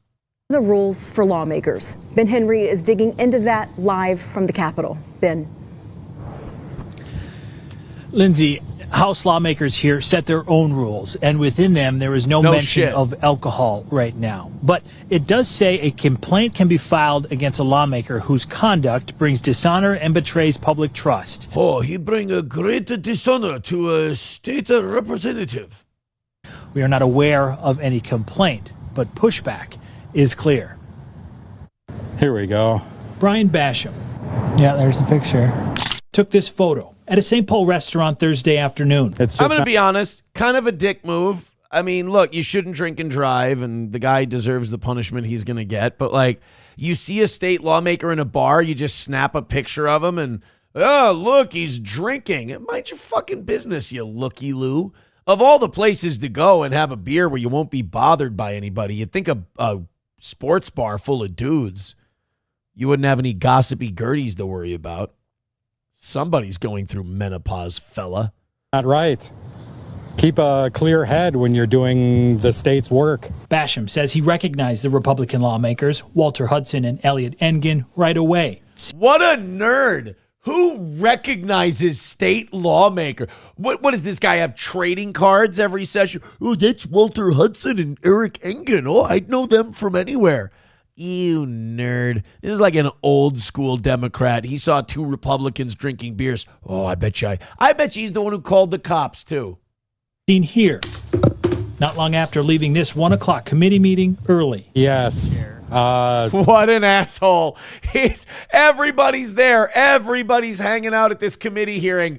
And he gets up and leaves. Why? Because he got a text from that Walter Hudson guy. And he's like, hey, I'm at the sports bar. We're going to watch the Twins game. You down? Yeah, let me leave this boring fucking meeting, bro. Only a Republican lawmaker would do that. A Democrat would be like, aren't we going to get in trouble if we leave this meeting early? I don't want to get in any kind of trouble. This guy's like, fuck you, nerds. Seeing two state representatives in a bar drinking at 2:30 p.m. Cool. Awesome. Best guys ever. Loser. Nice fucking Rogue One loon hat, you dick. Bothered me. More video shows the two. Whoa. Time out, Mr. High Horse. Seeing those two guys there at a bar at 2:30 in the afternoon drinking bothered you. What the fuck were you doing? Taking communion? You were there at 2:30 in the afternoon drinking. You pissant. Returned to the Capitol for a floor session that evening. There's so many faces across the room that I've had great conversations with about how he went back to work. He had a couple of pops. It was a Friday. No harm, no foul. Tattletale. we could do something about this issue. Hours later, Engen is seen in this picture. White Bear Lake police arrested the lawmaker and candidate for state auditor on suspicion of DWI just before 2 a.m. Friday. Now, look, see, White Bear Lake is a ways away from Minneapolis. So I grew up in Shoreview. And White Bear Lake, oh, check me if I'm wrong, Sandy, is northeast of Shoreview. Fuck. I might have screwed that one up. But it's at least 15 minutes from the cities. So he hightailed it out of there. saying a breath test showed a blood alcohol level of 0.13. Oh, come on. What are we writing home about it? 0.13? Call me when he is drunk. Coming from a guy who gets drunk at 0.06, I guess. But Engen's attorney tells us the highest he blew was 0.09, still over the legal limit. Thanks a lot, Dick. Yeah, what a great lawyer. Come on, guys. It wasn't a 0.13. It's a 0.09. Oh, so he's still getting a DUI. Fuck.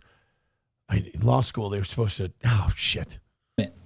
As Engen apologizes on social media, the DFL is attacking his character. Yep, there we go. Writing he was, quote, likely drunk on the floor while voting on important public safety legislation. Hey, you know what? I've seen the legislation you guys vote on. It looks like it was written by a drunk dude.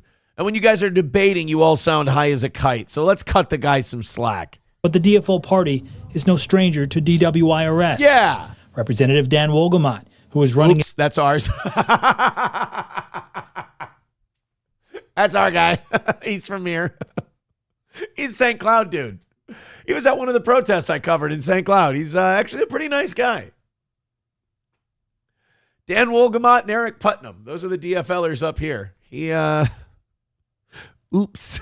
Against Engen in the auditor's race, pleaded guilty to DWI in 2023. There's not a specific policy about drinking on the job for state legislators. God bless, right? Still, U of M political science professor Larry Jacobs says there's an expectation they meet the highest ethical standards. The trust of Minnesotans in politicians is near an all-time low.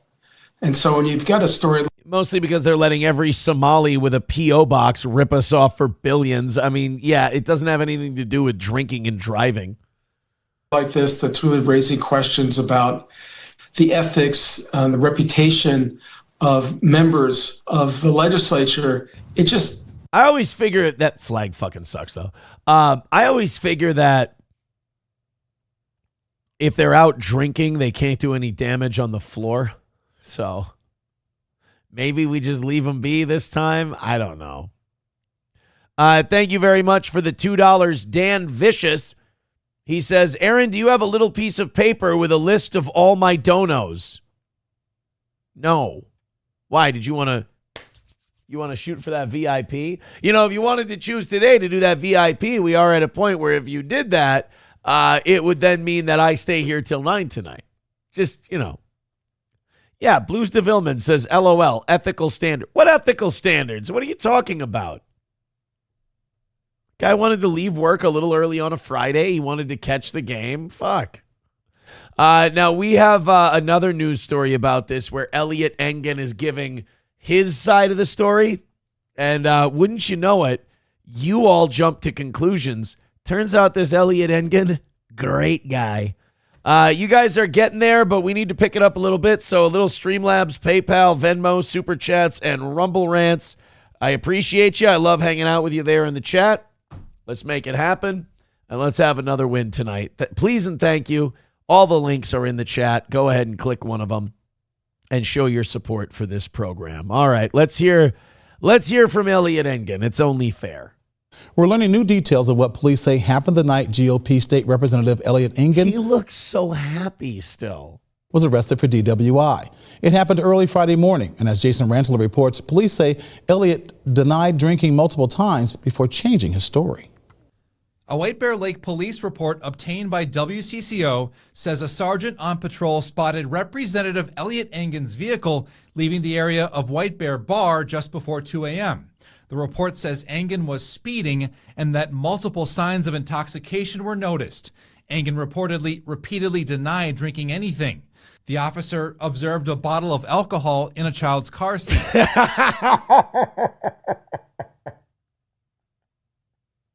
The worst was he was trying to feed the bottle a bottle. He thought it was his kid. He was so fucked up.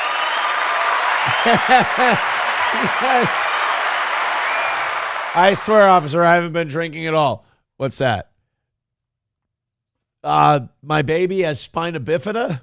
It's that's a bottle of booze. Yeah, but I'm not drinking it. It's Sir, it's half empty. Well, see, that's where you're wrong, officer, because I would say it's half full. But I'm an optimist. One of the two other passengers, identified as State Representative Walter Hudson, said the bottle belonged to him. Oh, see, Walter Hudson, he was driving his friend Walter home. Remember Walter from earlier in the story? He was getting fucked up at the bar with him while they cut out of work. He was just giving his buddy a ride home. Engen reportedly said he was sober cabbing Hudson and the other. Yeah, look at him. Look at that mugshot again. Yeah, this is your sober cab. You want to fucking die tonight, dude? Let's go. Passenger before a breath test showed Engen had a blood alcohol concentration of 0.13. Engen later admitted he drank two 12-ounce Coors Light beers at White Bear Bar. Come on, bro. Come on. Everybody always has two. Everybody's had two 12-ounce beers. Really? Jason Rantala, WCCO News. We did reach out to Engen and his attorney, as well as Representative Hudson, for comment. Minnesota House Speaker Lisa Demuth has sent us a statement saying, quote, "The decisions made in this incident were unacceptable and fall short of the expectations I have for conduct of legislators. I will be addressing this directly with both members involved." That'll involve a meeting where she goes, "Are you guys fucking kidding me? You got shit hammered and drove? Do you know how fucking hard it is? We're trying to beat fucking Amy Klobuchar in the governor's race, and you guys pull this shit? Go to a Somali daycare and say you're sorry." By the way, Lisa Demuth, Cold Spring, Minnesota. She's up here in central Minnesota, too. We're representing. Look at us. Look at that. That's embarrassing, dude. Come on. $1 from Chev Maddox says, "I don't mean to be a dick, but out of concern, I want to let you know that chin is getting worse." Yeah, I get it. I'm fat. I'm gay. I don't make any money. My show sucks. Thank you. 125 away from tonight. Go ahead and help us out if you can. And let's get ourselves another win like we got yesterday. Oh, it's time to open up our next hour's worth of stories. If you're liking what we're doing, I thought that last segment was fucking phenomenal. I will say, I know when I'm doing a good job. Cough up a couple of bucks, and let's get us another win for the toe. How about a couple of big 5 gifted membership drops on Rumble? How about you click that link and we do some damage? Like I said, I like hanging out with you in the chat, but somebody was writing to me yesterday. They're like, "Dude, you gotta, if you're struggling to hit goals and stuff, you gotta Kevin Brennan it. Like, you gotta just read the super chats and the Rumble rants." I'm like, yeah, I get it, but I also don't want to just cut people off. So I kind of middleman it. And I'm like, if there's a big rally going, I'll take a little bit of both, you know? If there's nothing, then I'll be like, well, you know, I'll keep dancing. I can't be in the chat. I got to be dancing, trying to make that cash. So hit like, hit subscribe, hit follow. We appreciate that, but we do need your money to keep this thing going. So do it to it, as it were. All right, we've got, I think we all saw this coming. I think we all knew that this was going to happen. Remember when Bonnie Blue did that video where she's like, "Oh, I had sex with 400 men. Oh, I did. Oh, I took so many loads. I drank all the cum and I let them put it in my vagina and I had jizz in my vagina all over the place." Blah, blah, blah.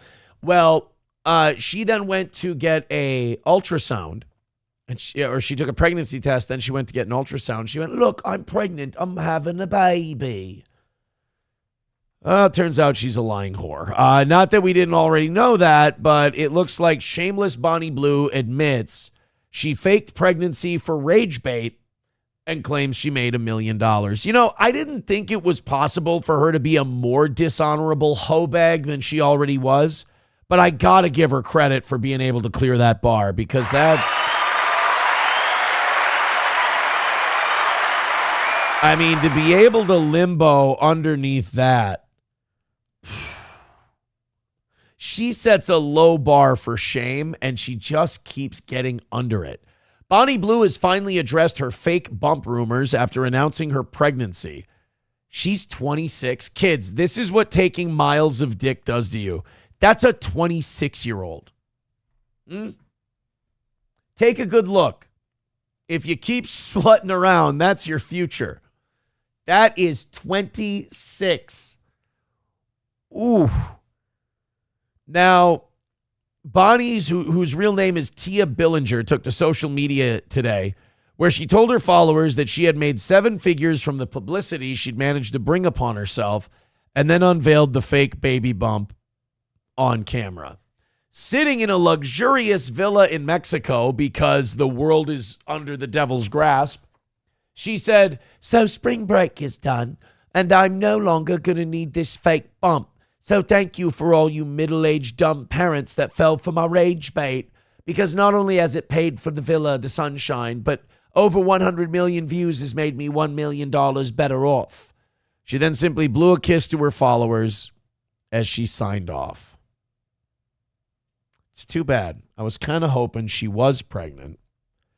And then when it was time to deliver that baby, the baby would rupture something important on the way out and she would bleed to death. I was kind of hoping. Alas, that dream will not be coming true. And then the baby could have been adopted by a really sweet family who's like absolutely perfect, but like is incapable of having their own children. That's kind of what I had my fingers crossed for. When Bonnie announced she was expecting, she was seen lying next to a doctor who was carrying out an ultrasound wearing a blue balaclava, you know, as doctors do. 2 weeks later, the adult content creator shared a video of her baby bump, but fans weren't convinced. Well, nobody was convinced. We were all like, there's no way she's pregnant. There's no way she's actually having a baby. If she actually did get pregnant, she would absolutely shit herself and have an abortion that day. There's no way she would keep a baby. And I'm against abortion. I don't think anyone should get one. But like, you know, like times that try people's faith. Bonnie Blue getting pregnant is, you know, that's, you know, like the devil trying to tempt me. Like, are you really against abortion? And I'm like, that's where I came with my theory of maybe the baby can be born, but she has a complication. I'd even settle for her, you know, just becoming retarded somehow. Not that we'd be able to tell a difference. But it's just, fuck, is she the worst? I can't. I mean, thank God she's not reproducing, but now she's free to do her next like 800 Mexican gangbang. Chevmatic with $5 says, fine, I'll attach a $5 to the insult to ease the pain. That's all I ask for. Make them yellow. Just make them yellow.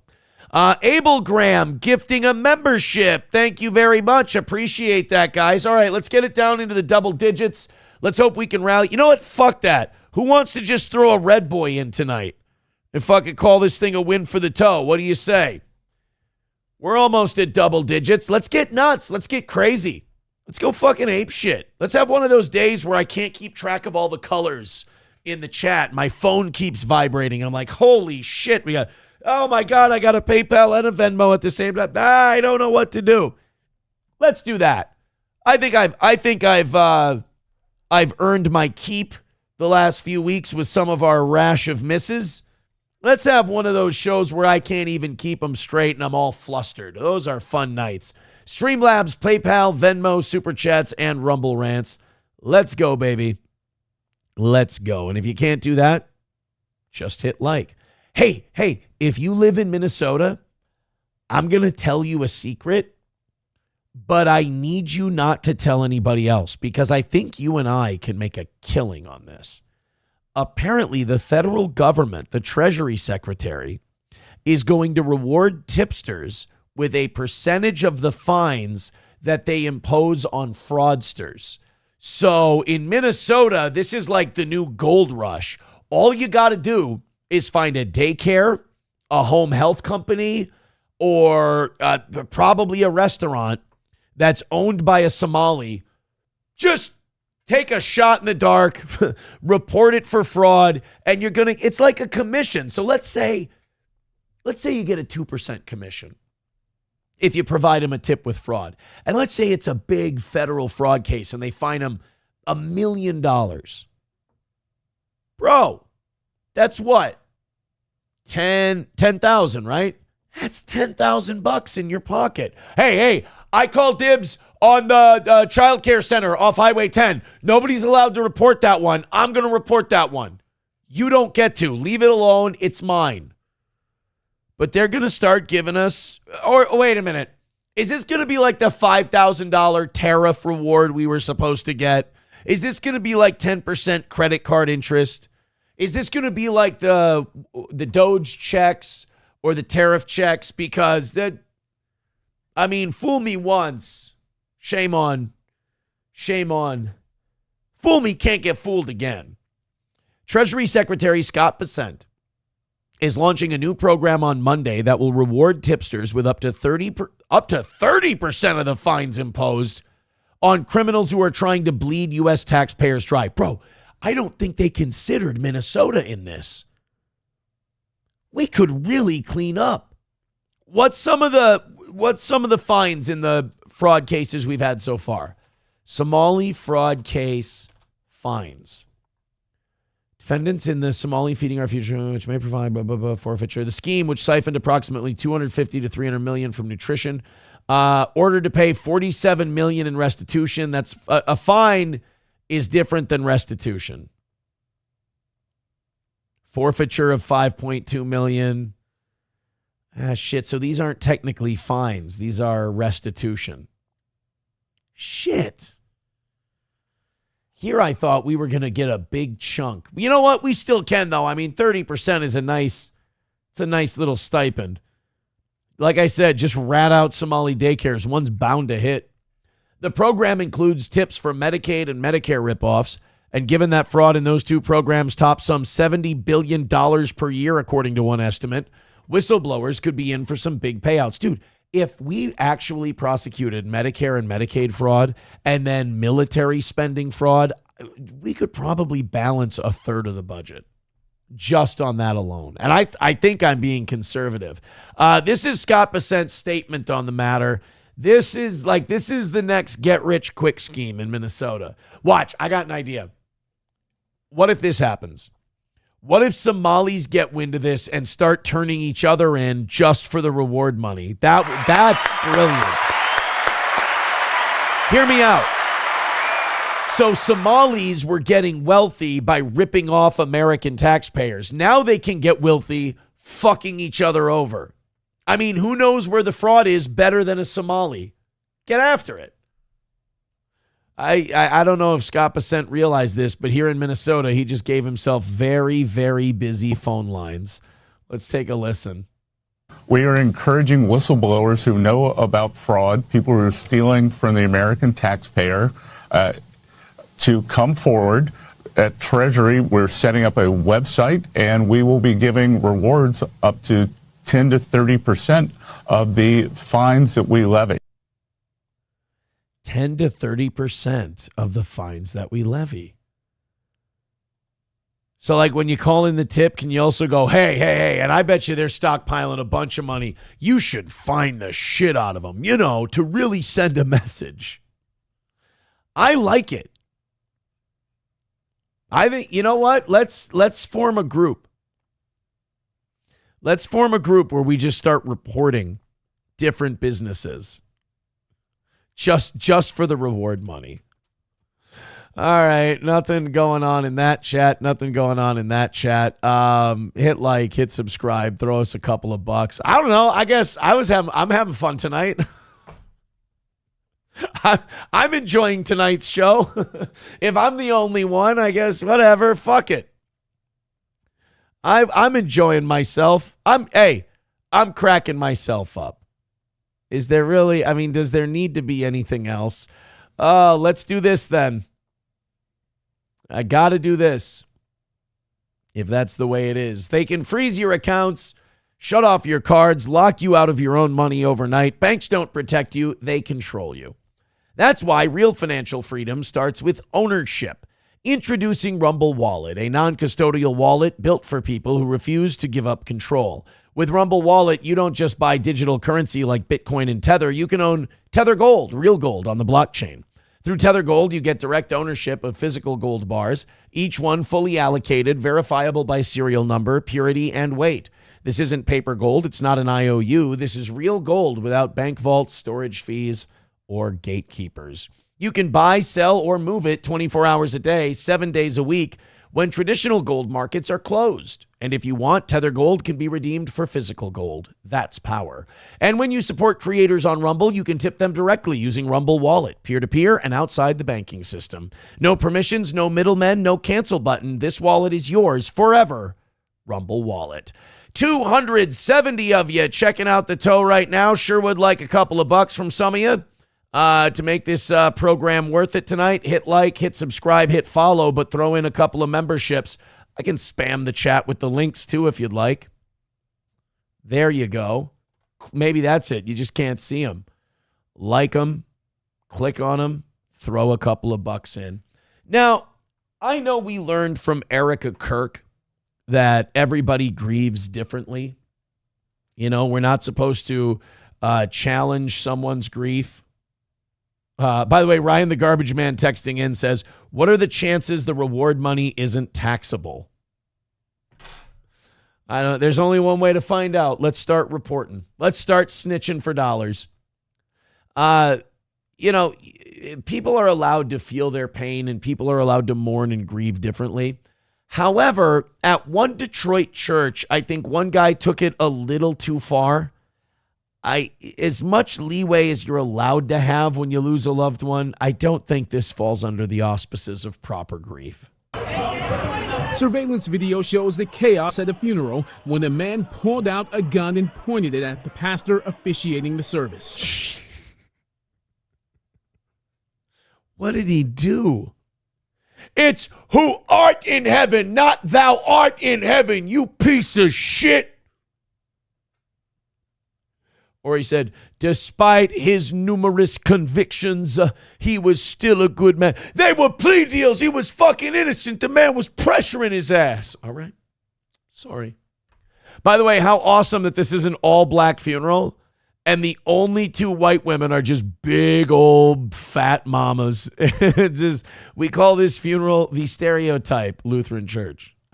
No way it's Lutheran. Pulled out a gun and pointed it at the pastor officiating the service. In my mind, I braced myself for the worst case scenario, which would be to be shot. It happened Saturday.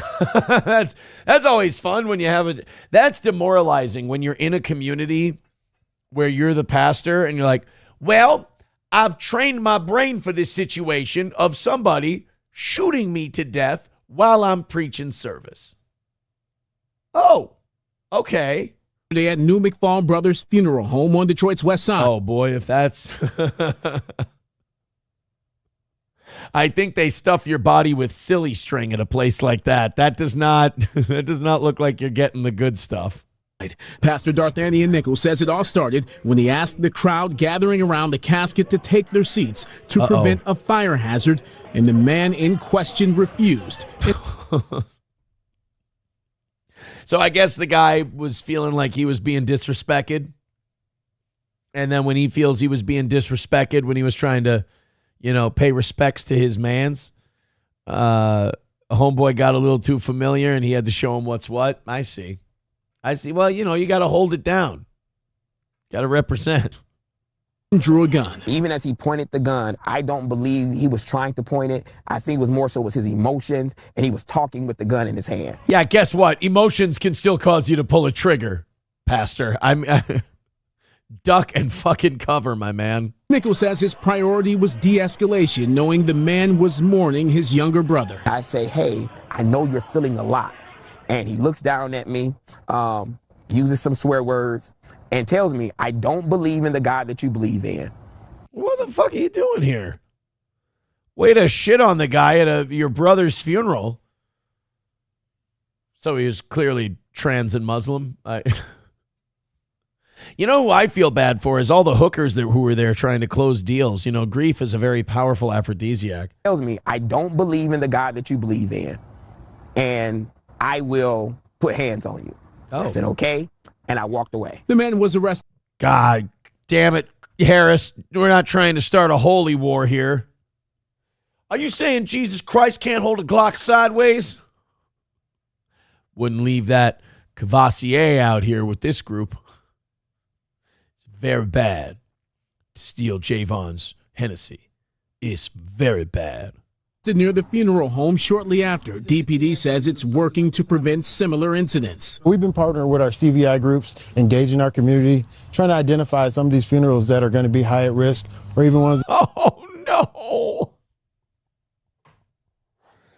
How fucked is a community that the police have to go through the funeral arrangements and go, all right, we should probably have a presence at that one. All right, some shit's definitely going to go down at that one. They're half white. They'll be fine. This one's going to be trouble. We talked about this morning with some story where we were just like, when you make a list of all the things that are fucked up about this community, how far and how long do you have to work and do you have to go before you can actually fix anything? He pointed a gun at the pastor and he goes, I don't believe in the same God you believe in. That's okay. That's okay. We're just here for your dead brother. We're going to get through this and then we're going to leave. That's it. All right, guys, hit like, hit subscribe, hit follow, and throw a couple of bucks our way. Streamlabs, PayPal, Venmo, Super Chats, Rumble Rants, whatever. And let's notch ourselves a W. We've still got a ways to go, but hopefully some of you feel like being generous at some point tonight. I'll keep dancing. Hopefully something happens.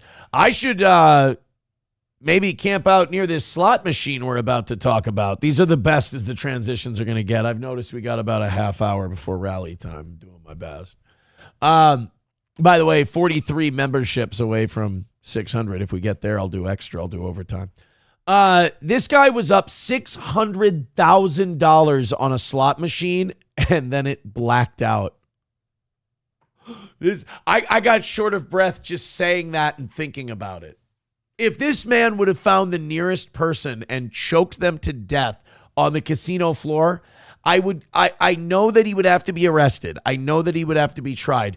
But holy shit, if I couldn't understand why he did it. $600,000. Now, do we know he was up $600,000? Or did he say he was up $600,000 and then the screen went black? This teaches you a very valuable lesson, though. Always cash out at $500,000, right? Always cash out at $500,000. All right, here we go. Let's take a look at the temper tantrum, and you tell me if it's justified or not. Give me one. Hey.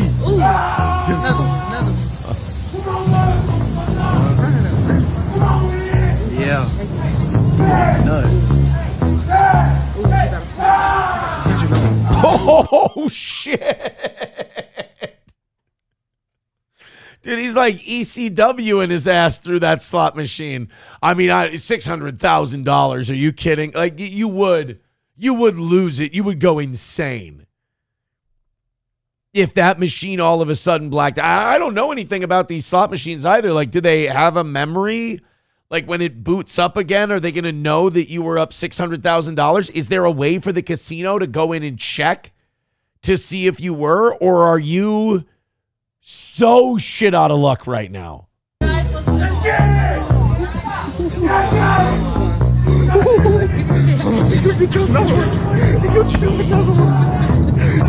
Yeah, bro, let's give that guy some space, honestly. That situation could explode very, very quickly. Let's see if there's some kind of news follow-up. Slot machine glitch, 600,000. This was 2 days ago at the Grand Casino in Shawnee, Oklahoma. Metro Man comes forward after destroying Shawnee slot machine. Okay, so this is the guy? All right. Let's take a look.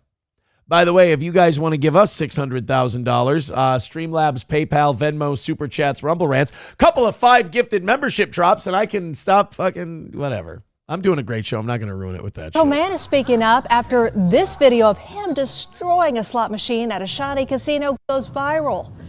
Thanks for joining us. I'm Amanda Taylor. Carl's off tonight. This guy took his anger out on the machine, saying it malfunctioned after he hit a huge jackpot leaving him with nothing. News 9's Jennifer Pierce has our top story. See, here's my problem. When you go and you crash out and you smash into the machine a million times, you kind of give them the out they need to not pay you. You understand? Like, if you go up to them and you're like, I swear, and if you're like panicked and you feel really shitty, you're like, I was up $600,000 and your machine shut off. You need to pay me out. I deserve to be paid out. I was up 600 grand. And I don't know if you sue them. I don't know what you can do. I just know that once you start wrecking those really expensive slot machines by hurling your body into them, with every time you smash into that slot machine, you lose a little leverage. The casino patron says he went from the high of thinking he won a jackpot to hitting a low when he lost the winnings in only minutes. George Smith says after going into a rage, he woke up strapped to a hospital bed. Oops. This is the video circulating on social media. George Smith went into a rage on a slot machine inside Grand Casino in Shawnee last weekend. Moments before, Smith thought he was going home rich. I was just thinking like, me, my kids, my family, we gonna be straight. Smith claims the jackpot. 600,000? I mean, for a little bit, you can't quit on 600 grand, unfortunately. Pot rose over $500,000. It got up to like 600-something thousand. Okay, look, this guy's a problem. Okay. This is not, I don't know if I believe him. I'm just not going to tell him I might not believe him. This guy is a crazy-eyed son of a bitch. And then when I need to hit the goal, I should just put this guy's picture up there. Be like, he's going to come over to your house. He just shut down, and everybody was like, that's messed up. Smith says the machine went black, and he was told by which is always negative. Sorry. Casino staff the machine malfunctioned. I asked her what did that mean, and she was like, that means that you're not going to get paid. I said, why? The Citizen Potawatomi Nation would not comment about the alleged jackpot or machine malfunction, but did send News 9 a statement saying there is an open criminal investigation into the behavior seen in videos that have been posted online. Wait, what about the other criminal behavior, which is you guys ski-daddling and shutting down a machine as soon as it was about to pay out over $500,000? I'm sorry, I don't believe in coincidences like that. I've never heard of a machine shutting off, even when someone's losing. I certainly have never heard of someone losing $500,000 and the machine shutting off. Stands to reason the machine would still work when you're up $500,000. Smith is currently in an Integris hospital with internal injuries he says stems from the incident. Oh, shit. So the machine even won the fight, too. Throwing my body into the machine and all that stuff is like I caused a lot of muscle and tissue damage to my kidneys and stuff. Smith tells me he was so mad he wrecked his organs throwing himself into the machine. Was not aware he would be facing criminal charges, but did know he has been banned from the casino for life. In the newsroom, Jennifer Pierce, Oklahoma's own News 9. Just like I said, he gave them every reason not to pay him.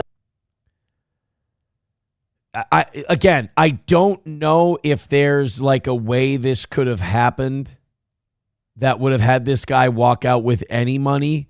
But I know that, again, throwing your body multiple times into the machine is definitely a way to make sure you don't get paid. And again, and it sounds like they're using that. They're going, yeah, no, we don't have to fucking pay you. You're a psycho. As a matter of fact, we're probably going to press charges. And the guy's probably going to lose. All right, we got our last three stories coming up. Let's see how we did. Oh, fuck.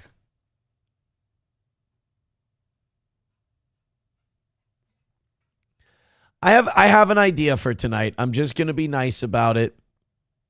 I'm not going to do the thing I usually do. I'm tired of losing and looking like a fucking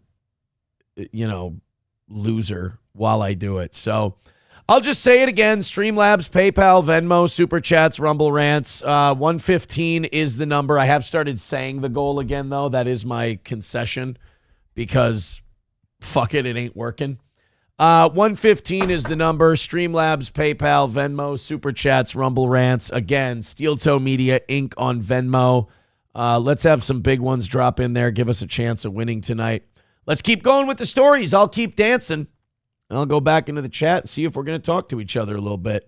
The CEO of Five Guys gave his whole staff a multi-million-dollar bonus. And this is like low-key. This is where Luigi Mangione has kind of made a difference. Because even though he joked about it, I do think people think about this since the Luigi Mangione thing. Apparently, the CEO of Five Guys gave $1.5 million staff bonuses, in his words, so he wouldn't get shot like the United Healthcare CEO. Do we have is this a news or just a music thing? I think this is just it's just one of those gay music things that they play instead of like doing a news story. The CEO of fast food giant Five Guys. Now, I thought that the guy who married Kim Kardashian, Chris Humphrey's parents, owned Five Guys. I could be wrong. The CEO of fast food giant Five Guys gave his staff a $1.5 million bonus because he didn't want to be shot in the back. An apparent allusion to the assassination of United Healthcare CEO Brian Thompson. Now, on one hand, that's awesome. That's really nice. On the other hand, if you're Brian Thompson's family, it's like, hey, bro, we get it, but, kind of fuck you a little bit. I don't want to be like that sucker who got murdered horrifically on tape for the whole country to see. I don't want to be that asshole. Thanks. It's not like he has kids still alive or anything, but it's a good point. And again, this is not the right thing to say because this might actually motivate the next Luigi Mangione to be like, wait a minute. You're telling me that Luigi was pissed off at the healthcare people. He killed one of them. And now other CEOs are starting to give bigger bonuses to their employees because of it. I think I see a way out of this income inequality thing. I've said this for a long time. The only thing these multimillionaires and billionaires fear, the only thing they have that they worry about losing is their life. So whether it's right or wrong to do it is a completely different question. What I'm saying is, these guys don't fear like a write-in campaign to your local newspaper. They don't fear you going on the news and exposing them and talking about how bad their practices are. They don't care about your tweets or your Instagram posts or anything else. But a couple of these guys start dropping dead and all of a sudden their behavior starts changing, which is also a dangerous thing because now does that beget more violence? It's tricky. We're living in a very interesting time. Jerry Morrell, 82 years old, who founded the burger chain 40 years ago, said he decided to reward his employees after his company recently screwed up a buy one, get one free promotion. By the way, if you've ever been to a Five Guys, buy one, get one free for like a burger is still going to cost you about $25. The $1.5 million bonus divided among 1,500 workers was paid out following the recent debacle surrounding Five Guys' 40th anniversary. He said, I didn't want anybody shooting me in the back or anything after the first day because we really screwed it up. We had no idea that we were going to get that kind of response, the burger boss joked. Not a great joke if you're Brian Thompson's family. Because what was that? That was a year and a half, not even a year and a half ago. Seems like longer than that, doesn't it? They're probably not taking that in stride. I don't want to end up like your loser husband. Yeah, no offense. Don't worry about it. None taken. His murder and the subsequent arrest of the suspected gunman, Luigi Mangione. By the way, let's talk about Luigi. We haven't talked about Luigi for a while. Do you think they're going to get one juror? You talk about jury nullification. Do you think they're going to get one or two people? All it takes is one guy who's been fucked over by the system, who's been fucked over by health insurance, or his premiums went up. Like if the insurance companies were smart, they'd drop everybody's premiums right before the trial. And then everyone would be like, oh, the insurance companies aren't so bad. They're really generous. Because all it takes is one guy who empathizes with Luigi Mangione, kind of feels his pain and has had similar problems with the health insurance industry where he's like, you know what? I think that Thompson guy deserved to die. I think it's a good start. I'm going to say not guilty. And you get a hung jury. Are they going to try that case again? I don't know. I'm very interested to see what happens with Luigi because it's kind of like in Texas, you know, when you got that, there was that guy who shot the pedo who went after his kid, I think went after his daughter, and he shot him and killed him. And he went to trial and they said, not guilty, get out of here. You're free to go. I wonder about the Luigi thing. I guess we're going to figure out just how much people hate the health insurance companies.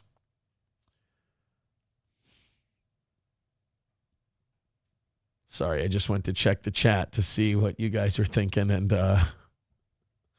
nothing. All right, Streamlabs, PayPal, Venmo, Super Chats, Rumble Rants. Thank you guys very much for your generosity. If you got something to say, support the show. I appreciate it. To the person who said, Aaron, you should do it the Kevin Brennan way. Fucking. You know, we had a great show last night. Tonight's show is the best one. Like, honestly, this is the best evening show I've done in a long time. I'm in a good mood tonight. So, whatever. See what you can do. All right, let's move on to the next one. This was huge yesterday, so why not be a day late on it? It's the Kit Kat story. I got to go find this guy. I love Kit Kat. I'm going Kit Kat, one of my favorite candy bars. Snickers is solid. You got to freeze them. I know that's a real fat guy thing to do. A frozen Snickers is delightful. Kit Kat's right up there. The older I get, the less I'm into the Reese's peanut butter cup.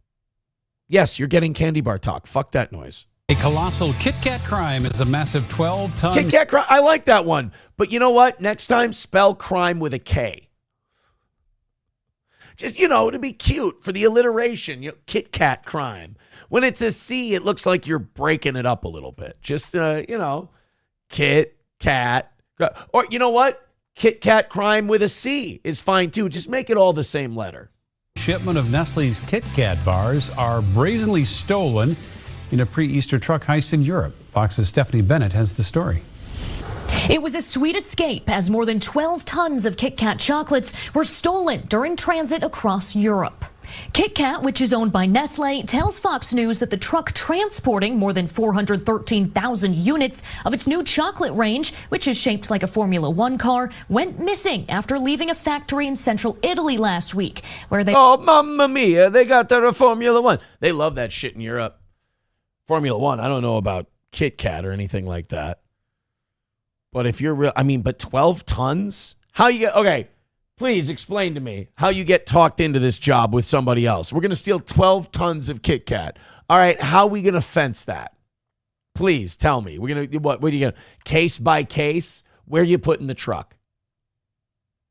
Where are you going to park it while you unload 12 tons of chocolate bars? And who's your buyer? They were then to be distributed throughout Europe before arriving in Poland. Kit Kat says they're working closely with local authorities and believe the missing items could enter unofficial sales. Oh, yeah. By the way, fuck all those like different gay Kit Kat flavors too. Just piss on all of them. Original Kit Kat's the way to go. Channels. If that happens, all products can be traced using their unique batch codes. If a customer or retailer finds a match, they'll be given instructions on how to alert the company. In a statement, a Kit Kat spokesperson says, quote, "We've always encouraged people to have a break with Kit Kat, but it seems thieves have taken the message too literally and made a break with more than 12 tons of our chocolate." That's a company who's got a great insurance policy. Nobody is in a good mood if they're on the hook for all those chocolate bars. If they've got a good insurance policy and they've already made the claim, they're fine. Whilst we appreciate the criminal's exceptional taste, the fact remains that cargo theft is an escalating issue for businesses of all sizes. I got to find these guys, man. 12 tons of Kit Kat. I can get those at a steal, and it's all profit for those guys. Oh, man. You know, look, I'm not going to be greedy. I just need a case. You know, to salve my wounds from fucking nights like this. Streamlabs, PayPal, Venmo, Super Chats, Rumble Rants, 15 minutes to make something of what's been an awesome show where I've fucking killed it. Oh, but can't make a dime. Just be a whale. Just drop in some big ones. Like I said, 5 gifted memberships, 1 gifted membership if you can. Yeah, what do? You know, these fun runs of last night's show and this morning's show, they can't last forever, can they? We're going to take some big L's this week, I feel like. With more sophisticated schemes. Or I could be wrong and somebody's going to decide to be generous tonight. Deployed on a regular basis. We have chosen to go public with our own experience in the hope that it raises awareness of an increasingly common criminal trend. Yeah. Great statement. Where's the fucking chocolate? That's all I need to know. Nestle says this incident is only a portion of their supplies, and it shouldn't lead to a shortage ahead of Easter. In London, Stephanie Bennett, Fox News. Oh, shit. I've been thinking so much about, like, going to Mass on Thursday and Friday and Sunday. I've been thinking about, taking the kids out for Easter or going to Grandma and Grandpa's and cooking up, an Easter meal and all that stuff. I forgot about all the Easter bunny shit. Oh, thank God I remembered. It's a different Easter for me, being back with the church and all that stuff. Fuck you guys, I'm talking about the church. I don't give a shit. If we were $20 away from the goal, it'd be different. I'll do the show I want to do, thanks. But like, I haven't even thought about like the bunny and the hippity hoppy and the candy and all of that stuff. I've only been thinking about like the spiritual part of it, which is, technically that's good, right? Isn't that what you're supposed to do? You're supposed to think about, what it's really about. But shit, I forgot about all of the candy stuff. Papa Shab says, you fucking suck, right? Yep, so great. Oh, you know what? Thank you, Papa Shab, because that makes it so much easier for me to not go back to the chat when there's no Rumble Rants or Super Chats or PayPals or Venmos, because it's great to see someone who watches your show every day and does enjoy it, but is so fucking damaged that they can't admit it. Just go, you fucking suck, right? No, tonight's show's fucking rocked. Sorry, you're wrong. I'm right. Thank you, Hulkabasha Baby, for $1, says European land pirates. Somalis ditched the boats for trucks. No, I don't think so. Hey, guess what, Papa? I'll see you tomorrow. No, I'm just kidding. I'm not going to let him go.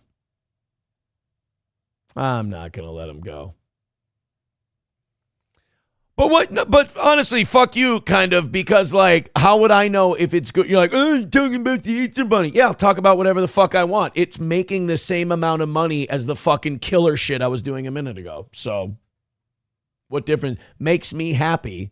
What am I supposed to do? Fucking tap dance for you? No, thanks. Hit like and subscribe. Chevmatic with $1 says, it was a good show. Oh, I know it was a good show. Absolutely. I fucking crushed it today. 110 away from tonight. Make that goal match the rest of it. 110 is the number.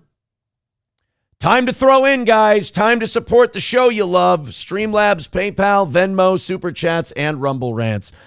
This went viral yesterday, too. This was, I have no idea what the fuck this is. Like, people were commenting on this like, oh my God, this looks so great. Oh, this looks so, like, it would give you such relief.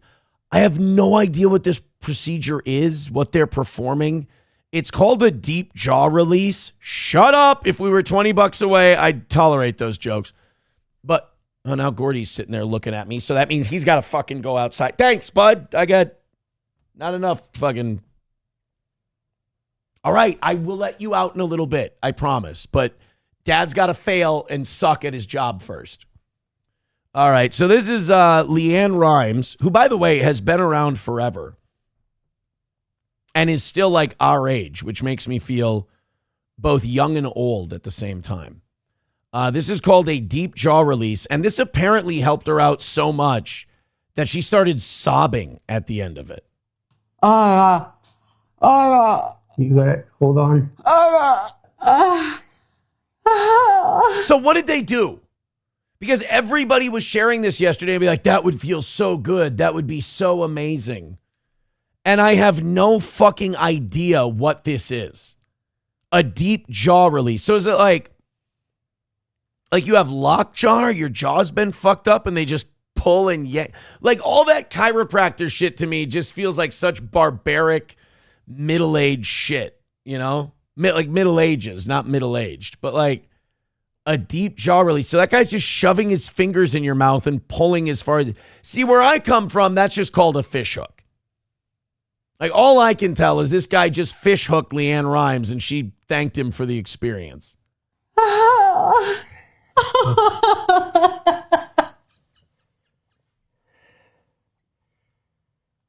Like, she's bawling. Like, she can't breathe. She's bawling so hard. Like, this was such a, like, life-changing experience. And maybe I've got a good jaw. Maybe my jaw's in good shape. I should be very thankful for that. But she's losing her fucking mind on this bed.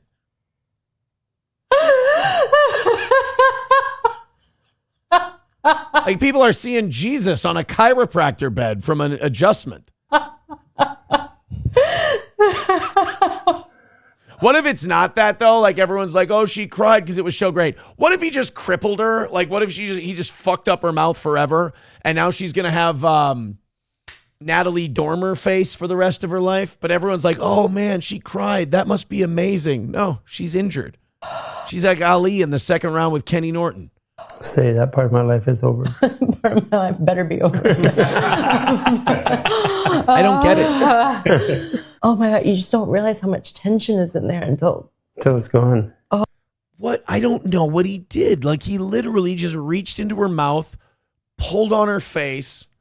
Like, he kind of like, he jokered her. He goes, let's put a smile on that face. And then just yanked on her.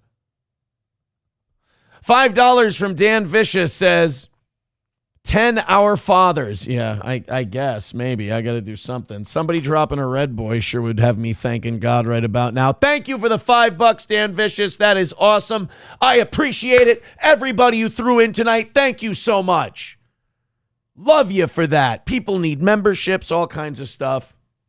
105 is the number, and I'm going to run the rally in a little bit. I know it's probably going to fail.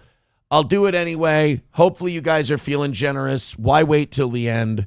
Streamlabs, PayPal, Venmo, Super Chats, Rumble Rants. Let's go.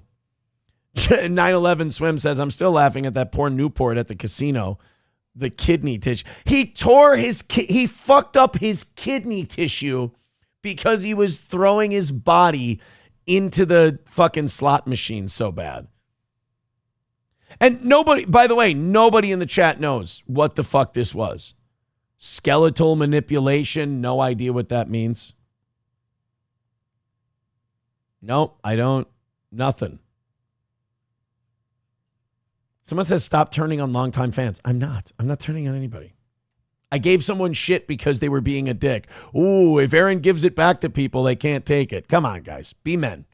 Chevmatic with $1 says, Red Boy. There you go, Aaron. That's not a Red Boy. Thank you. I appreciate it. 20 gifted memberships and we're home. All right, let's fire up the music.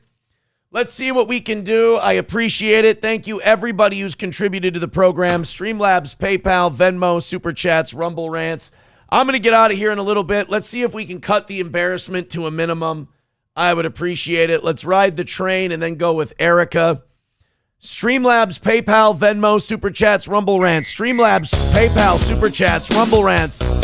Let's go. Let's make it happen. Let's start the rally. I'm going to even give you guys something to look at. There you go. There it is. Thank you very much to MK Ultra. MK Ultra with 5 gifted memberships. Hey, 3 more of those and we're home. 3 more of those and it's a win for the toe. 5 blows for MK Ultra. $80 away from tonight's goal. Let's see if we can't get it down there a little further. Come on, baby. Somebody follow MK Ultra with another 5 memberships. And let's see if we can give ourselves a shot at a victory tonight. Streamlabs, PayPal, Venmo, Super Chats, Rumble Rants. All of the links are in the chat. If I do say so myself, it was a fucking amazing show you got tonight. It's worth at least a $5. Gift, gift, gift, give, tithe, and let's call it a win for the toe. Get after it, boys and girls.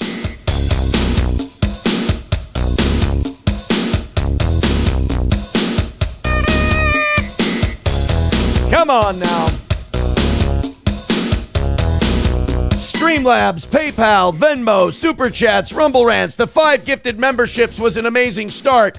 Let's keep it going. You've got a membership. Give it up. You've got a membership. Give it up. You've got 10 of them. Give that one up. Let's go. I'm not going to Paula White you or anything, unless you're into that sort of thing. But let's do a little Streamlabs, PayPal, Venmo, Super Chats, Rumble Rants. It's annoying until it's a win. Let's go. Thank you, MK Ultra. He says, my tithings for Steel Toe. Hey, someone tithe MK Ultra back. He doesn't have a membership, and he deserves one for being so generous. $80 away from tonight. Get gifting. Get generous. Chevmatic says, where's Crunchy when you need her?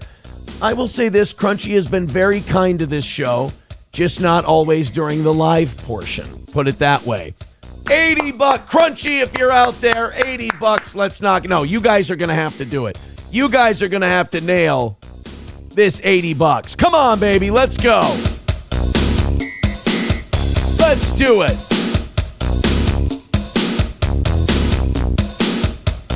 $80 away from tonight's goal. Streamlabs, PayPal, Venmo, Super Chats, Rumble Rants.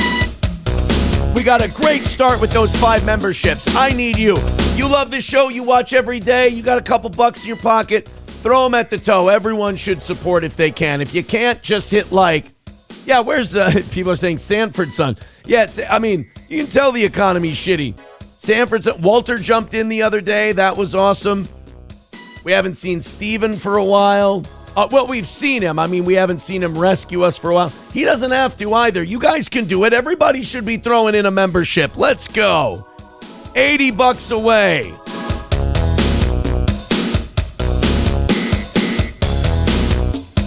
$80 is the number. Let's go, people.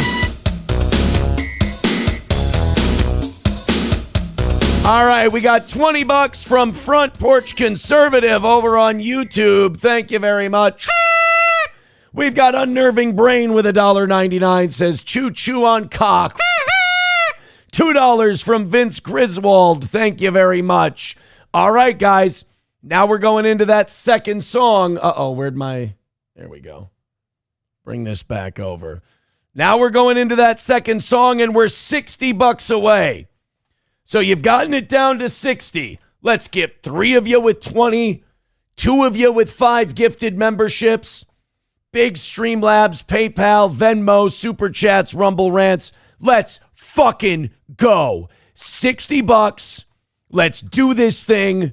Do it for the toe. Let's notch a victory. I want to do it. Here we go. Fire it up or I'm playing Eric Church. Hey, come on. $2 from No Pen 15 Fathead. He says, fire it up. $60 away. Get in there. Drop in.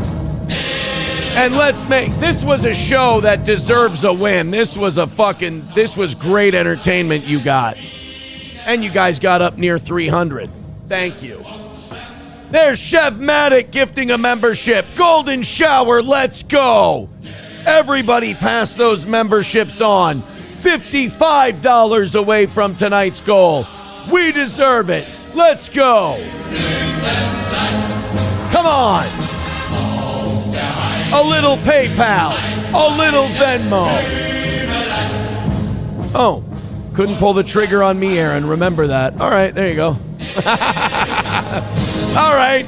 I want to hit that 55. That's 10 memberships. Let's go. But that's a win no matter what happens because of that. Come on.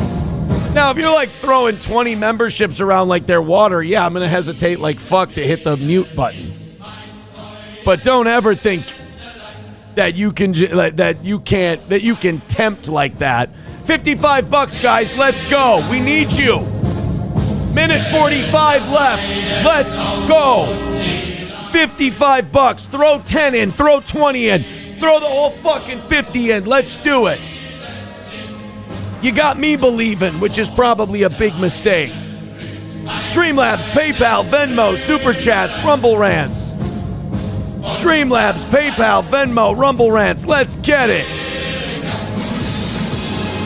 Come on, you got it. Punch it in. Let's knock it out.